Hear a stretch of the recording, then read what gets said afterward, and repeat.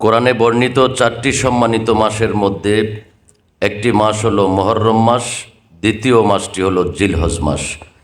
এ মাসগুলোতে জাহিলি যুগেও যুদ্ধ বিগ্রহ সম্পন্ন নিষেধ ছিল। যেহেতু সম্মানিত মাস ছিল, এই মাসকে তারা সম্মান করতেন, এই হজের মাসকে। তো সম্মানিত সুধী, যেহেতু সামনে আমাদের জিলহজ মাস আসতেছে, হজের মাস আসতেছে, কোরবানির মাস আসতেছে, আমরা সেজন্য প্রথমেই জিলহজ মাস সম্পর্কে, কোরবানি সম্পর্কে, কোরবানির উদ্দেশ্য, কোরবানির ফজিলত এবং কোরবানির সাথে আমাদের তরিকায়ে মেজবানদারিয়ার কী সম্পর্ক, সেই জিনিসটুকু আমরা অল্প সময়ে জানার চেষ্টা করব। সম্মানিত উপস্থিতি, হজের মাস জিলহজ ও প্রথম 10 দিনের ফজিলত আমরা সংক্ষিপ্তভাবে জানব। জিলহজ মাস হলো হজের মাস। এ মাসের গুরুত্ব অপরিসীম। এটি চন্দ্রবর্ষের সর্বশেষ মাস। এ মাসের 10, 11, 12 ও 13 তারিখ হলো আমাদের কোরবানির দিন। এই 4 দিন রোজা রাখা ইসলামী শরীয়তে জায়েজ নেই, হারাম। আরেকটি দিন আছে, সেই দিনেও ইসলামী শরীয়তে রোজা রাখা নাজায়েজ বা হারাম বলেছেন। সেই দিনটি হলো রমজান শেষের যে ঈদ উল আজহা, সেই দিনেও রোজা রাখা ইসলামী শরীয়তে নাজায়েজ ও হারাম। বৎসরে মোট 5 দিন রোজা রাখা ইসলামী শরীয়তে নিষিদ্ধ। কোরবানির 4 দিন আর রমজানের 1 দিন, এই 5 দিন হলো রোজা রাখা নিষিদ্ধ। বিশেষত জিলহজ মাসের প্রথম 10 দিনের ফজিলত সম্পর্কে পবিত্র কোরআন ও হাদিসে বিশেষভাবে বর্ণিত হয়েছে। যেমন কোরআনুল কারীমের সূরা ফজর প্রথম ও দ্বিতীয় আয়াতে আল্লাহ তাআলা ইরশাদ করেন, ওয়াল ফজরি ওয়াল লায়ালিন আশর। আল্লাহ তাআলা বলেন, ফজরের শপথ এবং 10 রাত্রির শপথ। আল্লাহ তাআলা কসম করছেন, ফজরের কসম, 10 রাত্রির কসম। এই আয়াতের ব্যাখ্যায় নবীজির চাচাতো ভাই হযরতে ইবনে আব্বাস রাদিয়াল্লাহু তাআলা আনহু বলেন, ওয়ালায়ালিন আশারিন, এর দ্বারা জিলহজ মাসের প্রথম 10 রাত্রের কথা বোঝানো হয়েছে। আল্লাহ তাআলা যে 10 দিনের কসম করেছেন, এই 10 দিন হলো জিলহজ মাসের 1 তারিখ থেকে 10 তারিখ পর্যন্ত। ইমাম বুখারী রহমতুল্লাহ আলাইহি, যিনি 256 হিজরিতে ওফাত হয়েছেন, আজ থেকে প্রায় 1250 বছর আগে যিনি ইন্তেকাল হয়েছেন, যিনি বুখারী শরীফ লিখেছেন, ইমাম বুখারী রহমতুল্লাহ আলাইহি 612 নং অনুচ্ছেদের মধ্যে উল্লেখ করেছেন, আন ইবনে আব্বাসিন রাদিয়াল্লাহু তাআলা আনহু قال قال النبي صلى الله عليه وسلم মাল আমল ফি আইয়ামি আফদালা মিনহা ফি হাজিহি। ক্বালু ওয়ালাল জিহাদু ইয়া রাসূলুল্লাহ। ক্বালা আন-নাবিয়্যু সাল্লাল্লাহু আলাইহি ওয়াসাল্লাম ওয়ালাল জিহাদ ইল্লা রাজুলুন খারাজা ইউখাতিরু বিনাফসিহি ওয়া মালিহি ফালাম ইয়ারজি বিশাইইন। এই হাদিসের অর্থ হলো, জিলহজ মাসের প্রথম 10 দিনের আমল অন্যান্য দিনের আমলের তুলনায় অনেক উত্তম। আমরা বিভিন্ন মাসে অনেকেই নফল রোজা রাখি, নফল নামাজ পড়ি, তসবিহ তাহলিল পড়ি, জিকির আজকার করি। আল্লাহর পেয়ারা রসুল বলেছেন যে অন্যান্য মাসের চেয়ে জিলহজ মাসে বেশি বেশি নফল এবাদত বন্দেগি করা অন্য মাসের চেয়ে অনেক উত্তম। সাহাবায়ে কেরাম জিজ্ঞেস করলেন, ইয়া রাসূলুল্লাহ, জিহাদের থেকেও কি উত্তম? তখন নবী করিম সাল্লাল্লাহু আলাইহি সাল্লাম ইরশাদ করেছেন, জিহাদ থেকেও উত্তম, তবে সেই ব্যক্তির কথা স্বতন্ত্র যে জিহাদে গিয়েছেন, গিয়ে যুদ্ধ করে শহীদ হয়ে গিয়েছেন, ওনার মর্যাদা ভিন্ন। যারা যুদ্ধ করতে গিয়ে যুদ্ধ শেষে আবার ফেরত এসেছেন বাড়িতে, এই তাদের কর্ম থেকে জিলহজ মাসে 10 দিন যারা অন্যান্য নফল ইবাদত করবে, সেটা অনেক উত্তম। হযরত আবু হুরায়রা রাদিয়াল্লাহু তাআলা আনহু থেকে বর্ণিত হাদিস, নবী করিম সাল্লাল্লাহু আলাইহি ওয়াসাল্লাম ইরশাদ করেছেন, তিরমিজি শরীফ 3য় খণ্ডের 122 পৃষ্ঠায় আছে। সহিহ 6টা হাদিসের কিতাবের মধ্যে আরেকটি কিতাব ইবনু মাজা, এই ইবনু মাজা শরীফের প্রথম খণ্ডের 551 পৃষ্ঠায় এই হাদিসে পাক আছে। নবীজি ইরশাদ করেছেন, মা মিন আইয়ামিন আহাব্বু ইলাল্লাহি তাআলা আন ইউতাআব্বাদা লাহু ফিহা মিন আশারি জিলহজ ইয়াদিলু সিয়ামু কুল্লা ইয়াউমিন মিনহা বিসিয়ামে সানা ওয়া কিয়ামু কুল্লা লাইলাতিন মিনহা বিকিয়ামে লাইলাতিল কদর। আল্লাহর পেয়ারা রসুল বলেছেন, জিলহজ মাসের প্রথম 10 দিনের এবাদতের চেয়ে আল্লাহ তাআলার কাছে অন্য কোনো দিনের এবাদত এত বেশি প্রিয় নয়। আল্লাহ তাআলার সবচেয়ে বেশি প্রিয় হলো জিলহজ মাসের 10 দিন এবাদত করা, 1 তারিখ থেকে 10 তারিখ পর্যন্ত। এই দিনগুলোতে রোজা রাখলে পুরা বছর রোজা রাখার সমান সওয়াব পাওয়া যায়। সুবহানাল্লাহ। জিলহজের 1 তারিখ থেকে 10 তারিখ পর্যন্ত যদি আমরা কষ্ট করে 10টা রোজা রাখতে পারি, তাহলে আল্লাহর দরবারে আমাদের যে একটা আমল নামার খাতা আছে, এবাদত বন্দেগী নোট করার যে খাতা আছে, ওইটার মধ্যে লেখা হয় যে এই বন্দাটা সারা বছর রোজা ছিল। সুবহানাল্লাহ।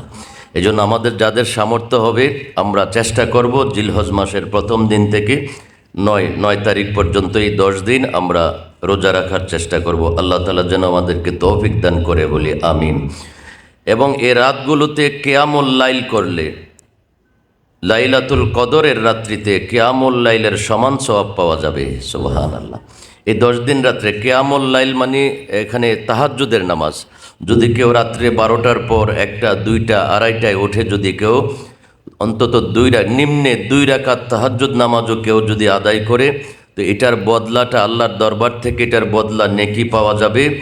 যে লাইলাতুল কদরের রাত্রিতে এবাদত করলে আল্লাহ তাআলা যতটুকু নফলের সওয়াব দিবে, জিলহজ মাসের এই 1 তারিখ থেকে 10 তারিখ রাত্রে যদি কেউ তাহাজ্জুদের নামাজ, নফল নামাজ আদায় করে, ঠিক সেই রাত্রের উপর এর চেয়েও বেশি সওয়াব আল্লাহ তাআলা দান করবে। সুবহানাল্লাহ। হযরত ইবনে ওমর রাদিয়াল্লাহু তাআলা আনহু বর্ণনা করেন, প্রিয় নবী রাসূল পাক সাল্লাল্লাহু আলাইহি ওয়াসাল্লাম ইরশাদ করেছেন, মা মিন আইয়ামিন আ'যামু ইনদাল্লাহি ওয়ালা আহাব্বু ইলাইহি মিনাল আমল ফিহিন্না মিন হাযিহিল আইয়াম আল আশর ফাকসিরু ফিহিন্না মিনাত তাহলিল ওয়াত তাকবীর ওয়াত তাহমিদ। আল্লাহর রাসূল বলেন যে জিলহজ মাসের প্রথম 10 দিন আমলের চেয়ে অধিক গুরুত্বপূর্ণ ও অধিক প্রিয় কোনো আমল আল্লাহ তাআলার নিকট নেই। এই দিনগুলোতে বেশি বেশি তসবিহ, তাহলিল, তকবীর, আল্লাহর প্রশংসা, এগুলার মাধ্যমে আমাদের সময় অতিবাহিত করার জন্য নির্দেশ দিয়েছেন আল্লাহর পেয়ারা রসুল। তকবীর, তাহলিল, তাহমিদ মানে হলো বিভিন্ন রকমের ওয়াজিফা, জিকির আজকার, লা ইলাহা ইল্লাল্লাহর জিকির, সুবহানাল্লাহ, আলহামদুলিল্লাহ, লা ইলাহা ইল্লাল্লাহ, আল্লাহু আকবার। একটা ওজিফাকে বলা হয় ওজিফায়ে ফাতিমি। মা ফাতিমা রাদিয়াল্লাহু তাআলা আনহা বেশি বেশি এই ওজিফাটা আদায় করতেন। সেখানে 4টা শব্দ আছে। মা ফাতেমা পড়তেন সুবহানাল্লাহ, আলহামদুলিল্লাহ, লা ইলাহা ইল্লাল্লাহ, আল্লাহু আকবার। এই 4টা তসবিহ ছিল মা ফাতেমার সবসময়ের, প্রত্যেক দিন দৈনন্দিন আমল করতেন। এজন্য এটাকে ওয়াজিফায়ে ফাতিমি বলা হয়। তো আমরা যে কোনো ধরনের তসবিহ তাহলিল মুহররম মাস, জিলহজ মাসের 1 তারিখ থেকে 10 তারিখ আমরা বেশি বেশি করার চেষ্টা করব। ইমাম আল্লামা বাইহাকি শুআবুল ইমান হাদিস গ্রন্থের 3য় খণ্ডের 355 পৃষ্ঠায় উল্লেখ করেন, হযরতে আবু সাঈদ খুদরি রাদিয়াল্লাহু তাআলা আনহু বর্ণনা করেন, রাসূল করিম সাল্লাল্লাহু আলাইহি ওয়াসাল্লাম ইরশাদ করেছেন, সাইয়্যিদুশ শুহুর রমাদান ওয়া আযমুহা হুরমাতুন জিলহজ। মাসের মধ্যে শ্রেষ্ঠ মাস হলো রমজান মাস, কিন্তু মর্যাদার দিক দিয়ে, সম্মানের দিক দিয়ে শ্রেষ্ঠ মাস হলো জিলহজ মাস। হযরতে সাঈদ ইবনে জুবাইর রাদিয়াল্লাহু তাআলা আনহু নবীর সাহাবী বলেন যে জিলহজের প্রথম 10 রাত্রে তোমরা চেরাগ নিভাইও না, অর্থাৎ এবাদতের জন্য জাগ্রত থেকো। সারা রাত্র তোমরা চেরাগ মানে বাতি বন্ধ করো না। এটার অর্থ হলো তোমরা বাতি জ্বালায়ে এ রাত্রটাতে এবাদত বন্দেগী করবে। এই 10 দিন ও রাত্রে এবাদত করা খুবই পছন্দনীয় ছিল প্রিয় নবী রাসূল পাক সাল্লাল্লাহু আলাইহি ওয়াসাল্লামের। তিনি তার খাদেমগণকেও রাত্রে জাগ্রত থেকে এবাদত করার আদেশ করতেন। এটা গুনিয়াতুত তালিবিন হুজুর গৌসুল আজম আব্দুল কাদের জিলানী রাদিয়াল্লাহু তাআলা আনহুর লিখিত কিতাব গুনিয়াতুত তালিবিনের 382 পৃষ্ঠায় এই হাদিসে পাকটা এসেছে। হুজুর গৌসুল আজম আব্দুল কাদের জিলানী রাদিয়াল্লাহু তাআলা আনহু গনিয়াতুত তালিবিন ওনার লেখা কিতাবে উনি লিখেছেন 385 পৃষ্ঠায় লিখেছেন, যে ব্যক্তি জিলহজ মাসের প্রথম 10 দিনকে সম্মান করবে আল্লাহ তাআলা তাকে 10টি বস্তু দান করবেন। হুজুর গৌসুল আজম আব্দুল কাদের জিলানী রাদিয়াল্লাহু তাআলা আনহু বলেন, প্রথম যেই জিনিসটা আল্লাহ তাআলা দান করবেন 10টার মধ্যে, যে তার হায়াতের মধ্যে বরকত দান করবে। জিলহজ মাসের প্রথম 10 দিন যে আবাদত বন্দেগীতে 10 দিনকে স্মরণ করবে। দ্বিতীয় জিনিসটা হলো সম্পদের মধ্যে বরকত দান করবে। তৃতীয়, পরিবার পরিজনকে আল্লাহ তাআলা হেফাজতে রাখবেন। চতুর্থ, গুনাহের কাফফারা হবে। পঞ্চমত, নেক আমলগুলো বৃদ্ধি পাবে। মৃত্যুকালীন সাকরাত সহজ হবে, মরণ সহজ হবে। গৌসে পাক আব্দুল কাদের জিলানী বলেন, 7 নম্বরে, অন্ধকার আলোকিত হবে, মিজানে নেকির পাল্লা ভারী হবে, দোজক থেকে নাজাত দিবে, এবং 10 নম্বরে যা আল্লাহ তাআলা দান করবেন, জান্নাতে উচ্চ মর্যাদা লাভ করবে। সুবহানাল্লাহ। এই 10টা নিয়ামত আল্লাহর দরবার থেকে পাওয়া যাবে এই 10 দিন যদি আমরা স্মরণে রাখি, আমরা ইবাদত বন্দেগীর মাধ্যমে যদি কাটাতে পারি। গৌসে পাক আব্দুল কাদের জিলানী রাদিয়াল্লাহু তাআলা আনহু আরও বলেন, যে ব্যক্তি এই 10 দিন কোনো রোগীর সেবা করবে সে যেন একজন ওলি আবদালের সেবা করলো। সুবহানাল্লাহ। আল্লাহর একজন ওলিকে সেবা করলে যে নিয়ামত পাওয়া যাবে, এই জিলহজ মাসের 10 দিনে যদি কোনো রোগী পাওয়া যায়, তার যদি সামান্য সেবাও আমরা করতে পারি, সেই নিয়ামতটুকু আমরা লাভ করব। এরপরে বলেছেন, যে ব্যক্তি কোনো জানাজায় অংশগ্রহণ করবে সে যেন শহীদের জানাজায় অংশগ্রহণ করলো। আর যে ব্যক্তি কোনো মুসলিমকে, নরনারীকে কাপড় পরিধান করলো, যার কাপড়ের সংগ্রহ করার ব্যবস্থা নাই, এরকম গরিব ফকিরকে যারা কাপড় দান করলো, আল্লাহ তাআলা তাকে নিজের পক্ষ থেকে খেলাআত পরিধান করাবেন। যে ব্যক্তি কোনো এতিমের প্রতি দয়া প্রদর্শন করবে এই জিলহজ মাসের 10 দিনের একদিনে, আল্লাহ তাআলা তাকে আল্লাহর আরশের নিচে ছায়া দান করবেন। যে ব্যক্তি কোনো সত্যিকারের আলেমে দ্বীনের মজলিসে এই 10 দিনে বসবে বা অংশগ্রহণ করবে, সে যেন আম্বিয়া ইকরামের মজলিসে অংশগ্রহণ করলো, এরকম পরিমাণ মর্যাদা তাকে দেওয়া হবে। সুবহানাল্লাহ। সম্মানিত উপস্থিতি, এই জিলহজ মাসের অন্যতম একটা পর্ব হলো, হাজিগণ যখন হজ করতে যায়, আরাফা নামে একটা জায়গা আছে মক্কাতুল মুকাররমায়, এই আরাফার মধ্যে অবস্থান করতে হয়। এই আরাফা কাকে বলে, আরাফা শব্দের অর্থ কী, আরাফাকে আরাফা কেন বলা হয়, এই জিনিসটা আমরা এখন অল্প সময় জানার চেষ্টা করব। আরাফার দিবসের পরিচয়। আরাফা শব্দটি আরবি, এর বাংলা অর্থ হলো পরিচিতি। হাদিস শরীফে ইতিহাসের কিতাবের মধ্যে প্রসিদ্ধ, হজরতে আদম আলাইহিস সালাম এবং মা হাওয়া আলাইহিস সালাম বেহেশতের মধ্যে ছিলেন। আল্লাহ তাআলার নির্দেশ ছিল, লা তাকরাবা হাযিহি শাজারা, হে আদম হাওয়া, তোমরা বেহেশতে থাকো, বসবাস করো, সব কিছুই খাও, পান করো, কিন্তু একটা গাছ আছে, সেই গাছের ফল তো খেতে পারবা না, কাছেও যেতে পারবা না। তো আল্লাহ তাআলার এই নির্দেশটা অমান্য করেছেন হজরতে মা হাওয়া ও বাবা আদম আলাইহিস সালাম। ওই গাছের ফল খেয়েছেন, ওই গাছের কাছে গিয়েছেন, শয়তান এসে সেখানে ওয়াসওয়াসার সৃষ্টি করে সেই পথ সৃষ্টি করেছিল। যাক, এটার অন্য একটা ব্যাখ্যা আছে, আমরা সেদিকে আজকে যাব না, সময় আমাদের কম। বেহেশতের আল্লাহর এই আইন হুকুম অমান্য করার কারণে আল্লাহ তাআলা বেহেশত থেকে ওনাদেরকে বের করে দিয়েছেন। বেহেশত কোথায়? বেহেশত হলো উপরে, এন্দা সিদরাতুল মুনতাহা, কোরআন শরীফের আয়াত আছে, বেহেশত হলো সিদরাতুল মুনতাহার পাশে, উপরে। সেই উপর দেশ থেকে আদম হাওয়া নিচের দেশে আসছেন, পৃথিবীর জমিনে আসছেন। আদম আলাইহিস সালাম এসে নেমেছেন হিন্দুস্তানে, আর মা হাওয়া পৃথিবীর জমিনে এসেছিলেন সৌদি আরবের জেদ্দা শহরে। এই দুইজন দুই জায়গায় পৃথিবীতে অবতরণ করেন, একজনের সাথে একজনের দেখা সাক্ষাৎ নাই।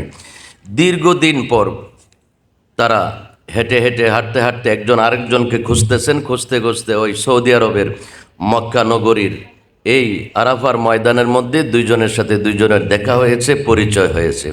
এই পরিচয়ের কে আরাফা বলা হয়। আরাফা শব্দের অর্থ হইল পরিচিতি। তো মা হাওয়া এবং বাবা আদম আলাইহিস সালাম এই ময়দানে এসে একে অপরের সাথে পরিচয় হয়েছেন বিধায় এই জায়গাটার নাম হয়ে গেছে আরাফার ময়দান। তো এখানে হাজিগণ অবস্থান করতে হয় এই কারণে স্থান।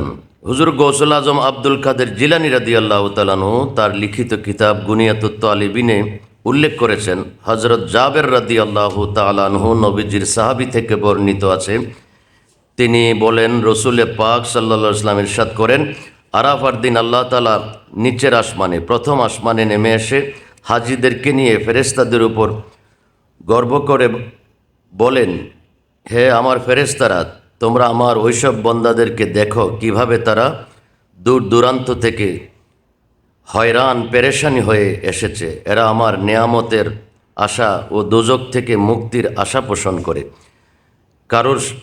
কারোর সাক্ষাতে কেউ আসলে তার উপর কর্তব্য হয়ে পড়ে যে আগন্তুকের সম্মান করা, এবং মেজবানের উপর কর্তব্য হলো মেহমানের সম্মান করা।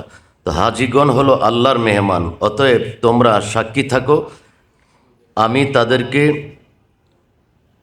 ক্ষমা করে দিলাম, তাদের মেহমানদারি খাবার জান্নাতে নির্ধারণ করে রাখলাম। সুবহান। এজন্য প্রত্যেক হাজিগণ যখন হজ করে ফিরে আসেন তখন তারা নিষ্পাপ হয়ে আমাদের যার যার স্থানে ফিরে আসেন। এখন আমরা হজ কাকে বলে অত্যন্ত সংক্ষেপে জানার চেষ্টা করব। এ মাসে আরেকটি ইবাদত হলো জিলহজ মাসে পবিত্র হজ। হজ ইসলামের পঞ্চস্তম্ভের মধ্যে অন্যতম একটি স্তম্ভ। এর শাব্দিক অর্থ হলো সংকল্প করা, ইচ্ছা করা, আর পারিপার্শ্বিক অর্থ হলো জিয়ারাত মাকানিন মখসুসিন বেফেলিন মখসুসিন বেজামানিন মখসুসিন, অর্থাৎ নির্ধারিত সময়ে নির্দিষ্ট কার্যাদির মাধ্যমে নির্দিষ্ট স্থান তথা বাইতুল্লাহ শরীফ জিয়ারত করার ইচ্ছা করাকে হজ বলা হয়। হজ সাধারণত সামর্থ্যবান নারী পুরুষের জন্য একবার ফরজ। সামর্থ্যবান বলতে আর্থিক ও দৈহিক সামর্থ্য উভয়কে বুঝাইছেন। আল্লাহ তাআলা সূরা আল ইমরানের ৯৭ নম্বর আয়াতে কারিমা ইরশাদ করেছেন, ওয়ালিল্লাহি আলান নাসি হিজ্জুল বাইত মান ইসতাতা ইলাইহি সাবিলা, অর্থাৎ মানুষের মধ্যে যার পাথেয় সমর্থন আছে তার উপর আল্লাহ তাআলার ঘরের হজ করা আবশ্যক কর্তব্য। যার উপরে সামর্থ্য আছে, টাকা পয়সা আর্থিক এবং শারীরিকভাবে যিনি সুস্থ আছেন, তার উপরে জীবনে একবার হজ করা ফরজ। আল্লাহর ঘর তাওয়াফ করাকে, এখন আল্লাহর ঘর তাওয়াফ করতে হবে সামর্থ্যবান ব্যক্তি হলে। আল্লাহর ঘর দুইটা, একটা হলো হজরতে ইব্রাহিম আলাইহিস সালাম ও হজরতে ইসমাইল আলাইহিস সালাম কর্তৃক তৈরি মক্কাতুল মুকাররমায় ইট পাথরের তৈরি একটি ঘর, যেটা মক্কাতুল মুকাররমায় অবস্থিত। মুসলমানের ইবাদতের কেবলা, যেটাকে খানায়ে কাবা বা বাইতুল্লাহ শরীফ বলা হয়। আল্লাহ তাআলার আরেকটি ঘর আছে যা স্বয়ং আল্লাহ তাআলা নিজের হাতে তৈরি করেছেন। মক্কায় যে ঘর, এটা ইব্রাহিম এবং ইসমাইল আলাইহিস সালাম তৈরি করেছেন ইট পাথর দিয়ে। আল্লাহ তাআলার আরেকটি ঘর, আরেকটি বাড়ি আল্লাহ নিজের হাতে তৈরি করেছেন, ইট পাথর দিয়ে নয়। সেই আল্লাহর ঘরটা তৈরি করেছেন আল্লাহর নূর দিয়ে, আর তা হলো ইনসানে কামেল বা মুমিনের কলবের মধ্যে। সুবহানাল্লাহ। আর সেই কলব নামক আল্লাহর ঘরেই তার নিবাস। আল্লাহ তাআলা বলেছেন, ওয়াফি আনফুসিকুম আফালা তুবসিরুন, আমি ইব্রাহিম ইসমাইলের বানানো আমার ঘর মক্কার মধ্যে আমি অবস্থান করি না, আমি থাকি না, আমি থাকি আমার নিজের হাতে বানানো ঘরে। সেই ঘর হলো মুমিনের কলব। এজন্য আল্লাহ তাআলার নিবাস ওই মুমিনের কলব। তাই মাওলানা রুমি রহমতুল্লাহ আলাইহি বলেছেন, এরকম ইট পাথরের তৈরি হাজার হাজার কাবা থেকে একজন মুমিনে কামেলের কলব অনেক উত্তম। তাই মাইজভান্ডারী মরমী লেখক রমেশ শীল লিখেছেন গানের মধ্যে, বরজখে নামাজ পড়াইয়া নজরানা জাকাত দিয়া কদম কাবায় হজ করাইয়া হাজি বানাইয়া দয়াল ভান্ডারী মোরে তরাইয়া লইও চরম দিনে পরম বন্ধু চরণ দেখাইও। যে মুর্শিদের কদম, কামেল ওলি আল্লাহর কদমে পাক, সেখানে গিয়ে উপস্থিত হওয়া, হাজির হওয়া, সেটা তরিকতের হজ। আর মুমিন সেই অলি আল্লাহর কলবটা হলো আল্লাহর ঘরখানায় কাবা। তো এইভাবে হজের বর্ণনা আমরা সংক্ষিপ্তভাবে আলোচনা নিলাম। এই হজের কি ফজিলত রয়েছে সে সম্পর্কে আমরা সংক্ষিপ্ত জানব। এবাদতের মধ্যে সাধারণত এবাদত হলো 3 প্রকার। এবাদতে বদনী, বদন মানে শরীর, শরীরের সাহায্যে এবাদত করা, এটাকে বলা হয় এবাদতে বদনী। যেমন নামাজ, রোজা, এগুলো হলো শরীরের এবাদত। এবাদতে মালি, আর্থিক এবাদত, যেটা টাকা পয়সার মাধ্যমে এবাদত হয়, যেমন জাকাত। জাকাত এটা হলো অর্থের এবাদত। আরেকটা এবাদত আছে এবাদতে মোশতারিকা, দৈহিক ও আর্থিক উভয়ের সমষ্টিতে এবাদত। সেই এবাদতের নাম হলো হজ। হজ করতে টাকাও লাগে এবং শরীরকেও শারীরিকভাবে নিজে সশরীরে উপস্থিত হয়ে কাজ করতে হয়। হজে শরীরের সুস্থতা যেমন প্রয়োজন, তেমনি আর্থিক সচ্ছলতারও প্রয়োজন। সুতরাং হজের মধ্যে দৈহিক ও আর্থিক উভয় প্রকারের ইবাদত বিদ্যমান, তাই এর গুরুত্ব অপরিসীম। নামাজ পড়লে নামাজি, রোজা রাখলে রোজাদার আখ্যায়িত করা হয় না। কিন্তু কেউ জীবনে একবার হজ করলে তাকে হাজি সাহেব কিংবা নামের পূর্বে সারা জীবনের জন্য আলহাজ শব্দটি যোগ হয়ে যায়। অত্যন্ত গুরুত্বপূর্ণ একটি এবাদতের নাম সেই হজ। হজ সর্বোত্তম আমল। সাধারণত নিয়ম হলো যে কাজের কষ্ট বেশি, সে কাজের সওয়াবও ফজিলত বেশি। তাই নবী করিম সাল্লাল্লাহু আলাইহি ওয়াসাল্লাম ঈমান আনার পর জিহাদ ও হজকে সর্বোত্তম আমল বলেছেন। হজরতে আবু হুরায়রা রাদিয়াল্লাহু তাআলা আনহু থেকে বর্ণিত, তিনি বলেন, রসুল পাক সাল্লাল্লাহু আলাইহি সাল্লামকে প্রশ্ন করা হয়েছিল, আইয়ুল আমালি আফদাল? কালান নবী সাল্লাল্লাহু আলাইহি সাল্লাম, আল ঈমানু বিল্লাহি ওয়া রাসূলিহি। কিলা সুম্মা মাযা? কালা জিহাদু ফি সাবিলিল্লাহ। কিলা সুম্মা মাযা? কালা আল হজ আল মাবরুর। অর্থাৎ সাহাবাই কেরাম জিজ্ঞেস করলো, ইয়া রাসূলুল্লাহ, সর্বোত্তম আমল কোনটি? উত্তরে নবীজি বললেন, আল্লাহ ও তার রাসূলের প্রতি ঈমান আনা। তারপর সাহাবাই কেরাম জিজ্ঞেস করলেন, এরপরে কোন কাজটি উত্তম? নবীজি বললেন, আল্লাহর রাস্তায় জিহাদ করা। এরপরে সাহাবাই কেরাম বললেন, ইয়া রাসূলুল্লাহ, এরপরে কোনটি? তখন রসুল পাক সাল্লাল্লাহু আলাইহি ওয়াসাল্লাম বলেছেন, হজ্জে মাবরুর বা মকবুল হজ আদায় করা। এই হাদিসে পাক বুখারী শরীফ, মুসলিম শরীফ ও মিশকাত শরীফের 221 পৃষ্ঠার মধ্যে আছে। এখন আমরা জানার চেষ্টা করব হজ দ্বারা আমাদের কি উপকার হয়। প্রথমে বলছেন হজ করলে গোনা মাফ হয়। এ বিষয়ে হযরত আবু হুরায়রা রাদিয়াল্লাহু তাআলা আনহু থেকে বর্ণিত, রসুল করিম সাল্লাল্লাহু আলাইহি ওয়াসাল্লাম ইরশাদ করেন, মান হাজ্জা লিল্লাহি ওয়ালাম ইয়াফসুক রাজাআকা কা ইয়াউমে ওয়ালাদাতহু উম্মুহু। অর্থাৎ যে ব্যক্তি আল্লাহ তাআলার উদ্দেশ্যে হজ করলো এবং এ সময় অশ্লীল কাজ, গুনাহের কাজ থেকে বিরত থাকলো, সে ব্যক্তি মাতৃগর্ভ হতে নবজাত শিশুর মতো নিষ্পাপ হয়ে ফিরবে। সুবহানাল্লাহ। যারা হজ করে আসেন, সঠিকভাবে হজের কাজগুলো আদায় করেন, তাদেরকে নিষ্পাপ শিশুর সাথে আল্লাহর প্রিয় রসুল তুলনা করেছেন। হাজিগণ হলেন আল্লাহ তাআলার মেহমান। মেহমানের চাহিদা পূরণ করা, মেহমানের দোয়া কবুল করা মেজবানের কর্তব্য। হাদিস শরীফে হাজিগণকে আল্লাহ তাআলার প্রতিনিধি দল বলা হয়েছে এবং তাদের দোয়া কবুল ও মাগফিরাতের ঘোষণা দেওয়া হয়েছে। হযরত আবু হুরায়রা রাদিয়াল্লাহু তাআলা আনহু নবী করিম সাল্লাল্লাহু আলাইহি ওয়াসাল্লাম থেকে বর্ণনা করেন, নবীজি ইরশাদ করেছেন, আল হাজ্জু ওয়াল উম্মারু ওয়াফদুল্লাহ ইন দাওয়াহু আজাবুহুম ওয়া ইন আস্তাগফিরুহু গাফারা লাহুম। অর্থাৎ হজ ও উমরাকারীগণ হলেন আল্লাহ তাআলার প্রতিনিধি দল। তারা যদি আল্লাহ তাআলার নিকট প্রার্থনা করে, আল্লাহ তাআলা তাদের প্রার্থনা কবুল করেন। আর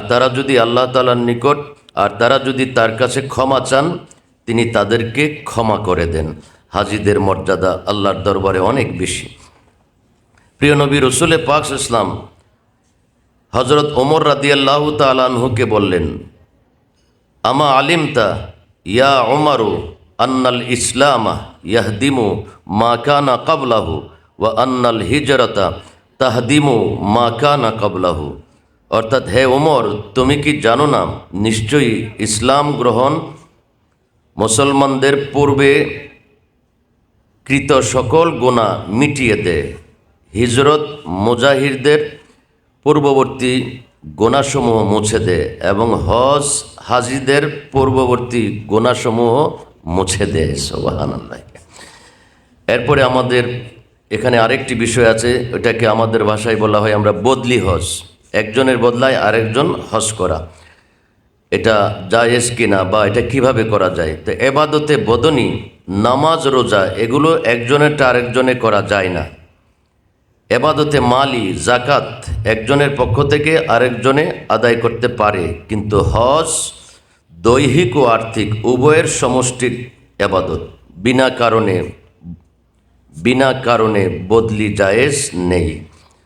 স্থায়ী ওজরবশত জায়েজ, যেমন স্থায়ী রোগের আক্রান্ত অথবা মৃত্যুবরণ করেছে, তাহলে তার বদলা অন্য কেউ আদায় করতে পারবে। যেমন আমার বাবার উপরে ফরজ ছিল, আমার বাবা ইন্তেকাল হয়ে গেছেন, তার উপর যে ফরজ হজটা ছিল সেটা আমি করতে পারবো কিনা? হ্যাঁ, ইসলাম বলছে আপনি করতে পারবেন। এটাকে বলা হয় বদলি হজ। বা আমার আম্মার উপর হজ ফরজ হয়েছে, আমার আম্মা অসুস্থ, হাঁটা চলাফেরা করতে পারে না, হজের যে কর্ম তিনি ওখানে গিয়ে করতে পারবেন না, আমি কি আমার আম্মার পক্ষ থেকে হজ আদায় করতে পারবো? ইসলাম বলেছে হ্যাঁ, তোমার আম্মার ফরজটা তুমি আদায় করতে পারবে। এটাকে বলা হয় বদলি হজ। ওইটা স্থায়ী কারণ, নির্দিষ্ট কারণ লাগবে, বিনা কারণে একজনের হজ আরেকজনে আদায় করা যাবে না। এটাকে বলা হয় বদলি হজ। বুখারী শরীফ, মুসলিম শরীফ এবং মেশকাত শরীফের 221 পৃষ্ঠায় একটি হাদিসে পাক উল্লেখ আছে। হজরত ইবনে আব্বাস রাদিয়াল্লাহু তাআলা আনহু বলেছেন, ইন্না ইমরাতা মান খাসা আমা কালাত ইয়া রাসূলুল্লাহ ইন্না ফরিদাতাল্লাহি আলা ইবাদিহি ফিল হজ আদরাকতু আবি শাইখান কাবীরান লা ইয়াসবুতু আলার রাহিলা আফা হজ্জুন আনহু ক্বালা নাম ওয়া যালিকা বি হজ্জাতিল বেদা। হযরতে খাসআম গোত্রের এক মহিলা জিজ্ঞেস করলো, ইয়া রাসূলুল্লাহ সাল্লাল্লাহু আলাইহি ওয়াসাল্লাম, আমার পিতা বৃদ্ধ, ওনার উপরে হজ ফরজ হয়েছে, বাহনের উপর বসার ক্ষমতা ওনার নেই যে উনি হজ করবে, আমি কি তার পক্ষ থেকে হজ করতে পারবো? তখন উত্তরে আল্লাহর প্রিয় নবী বলেছেন, হ্যাঁ পারবে। এই ঘটনাটা বিদায় হজের সময় হয়েছিল। আল্লাহ রসুল বদলি হজের অনুমতি দিয়েছেন। এই অত্যন্ত ইসলামের পঞ্চ বেনার মধ্যে একটি অত্যন্ত গুরুত্বপূর্ণ বেনা হলো হজ। এখন আমরা দেখব হজের মধ্যেই রয়েছে আমাদের কোরবানি, যেটা আমাদের সামনের মাসে আসবে। এখন আমরা জানার চেষ্টা করব কোরবানি শব্দের অর্থ, কোরবানির দিনের ফজিলত, কোরবানি কাকে বলে এবং কোরবানি কেন আমাদের উপর ওয়াজিব ফরজ করা হয়েছে। সম্মানিত সুধী, কোরবানি শব্দটি আরবি। এ শব্দটা কোরবন থেকে উৎপন্ন হয়েছে। এর অর্থ হলো নিকটবর্তী হওয়া, নৈকট্য লাভ করা, উৎসর্গ করা। তো মহান আল্লাহ তাআলা নৈকট্য লাভ ও সন্তুষ্টির উদ্দেশ্যে শরীয়তে নির্ধারিত সময়ে জিলহজ মাসের 10, 11, 12 ও 13 তারিখ শরীয়ত সম্মতভাবে চতুষ্পদ পশু কোরবানি করতে হয়। এই জন্য ঈদুল আজহাকে উৎসর্গের উৎসব বা ত্যাগের উৎসব বলা হয় বা কোরবানির ঈদ বলা হয়। কোরবানি শুধুমাত্র মহান আল্লাহ তাআলার উদ্দেশ্যেই করতে হবে। এতে কোনো রকম সামাজিকতা, লোক দেখানো বা বিত্ত বৈভরের প্রতিযোগিতা দেখানো হলে আল্লাহ তাআলার দরবারে তা গ্রহণীয় হবে না। মনে রাখতে হবে, কোরবানি আল্লাহ তাআলার নির্দেশ, কোরআন ও সুন্নাহর নির্দেশিত ইবাদত। এটি কোনো রসম বা প্রথা নয়। তাই কোরবানির নামে উচ্চ দামের পশু কিনে বাহ্যিক আড়ম্বরতা প্রদর্শন করা বা বাহবা কোরানোর প্রবণতা দূষণীয় এবং অবশ্যই তা বর্জনীয়।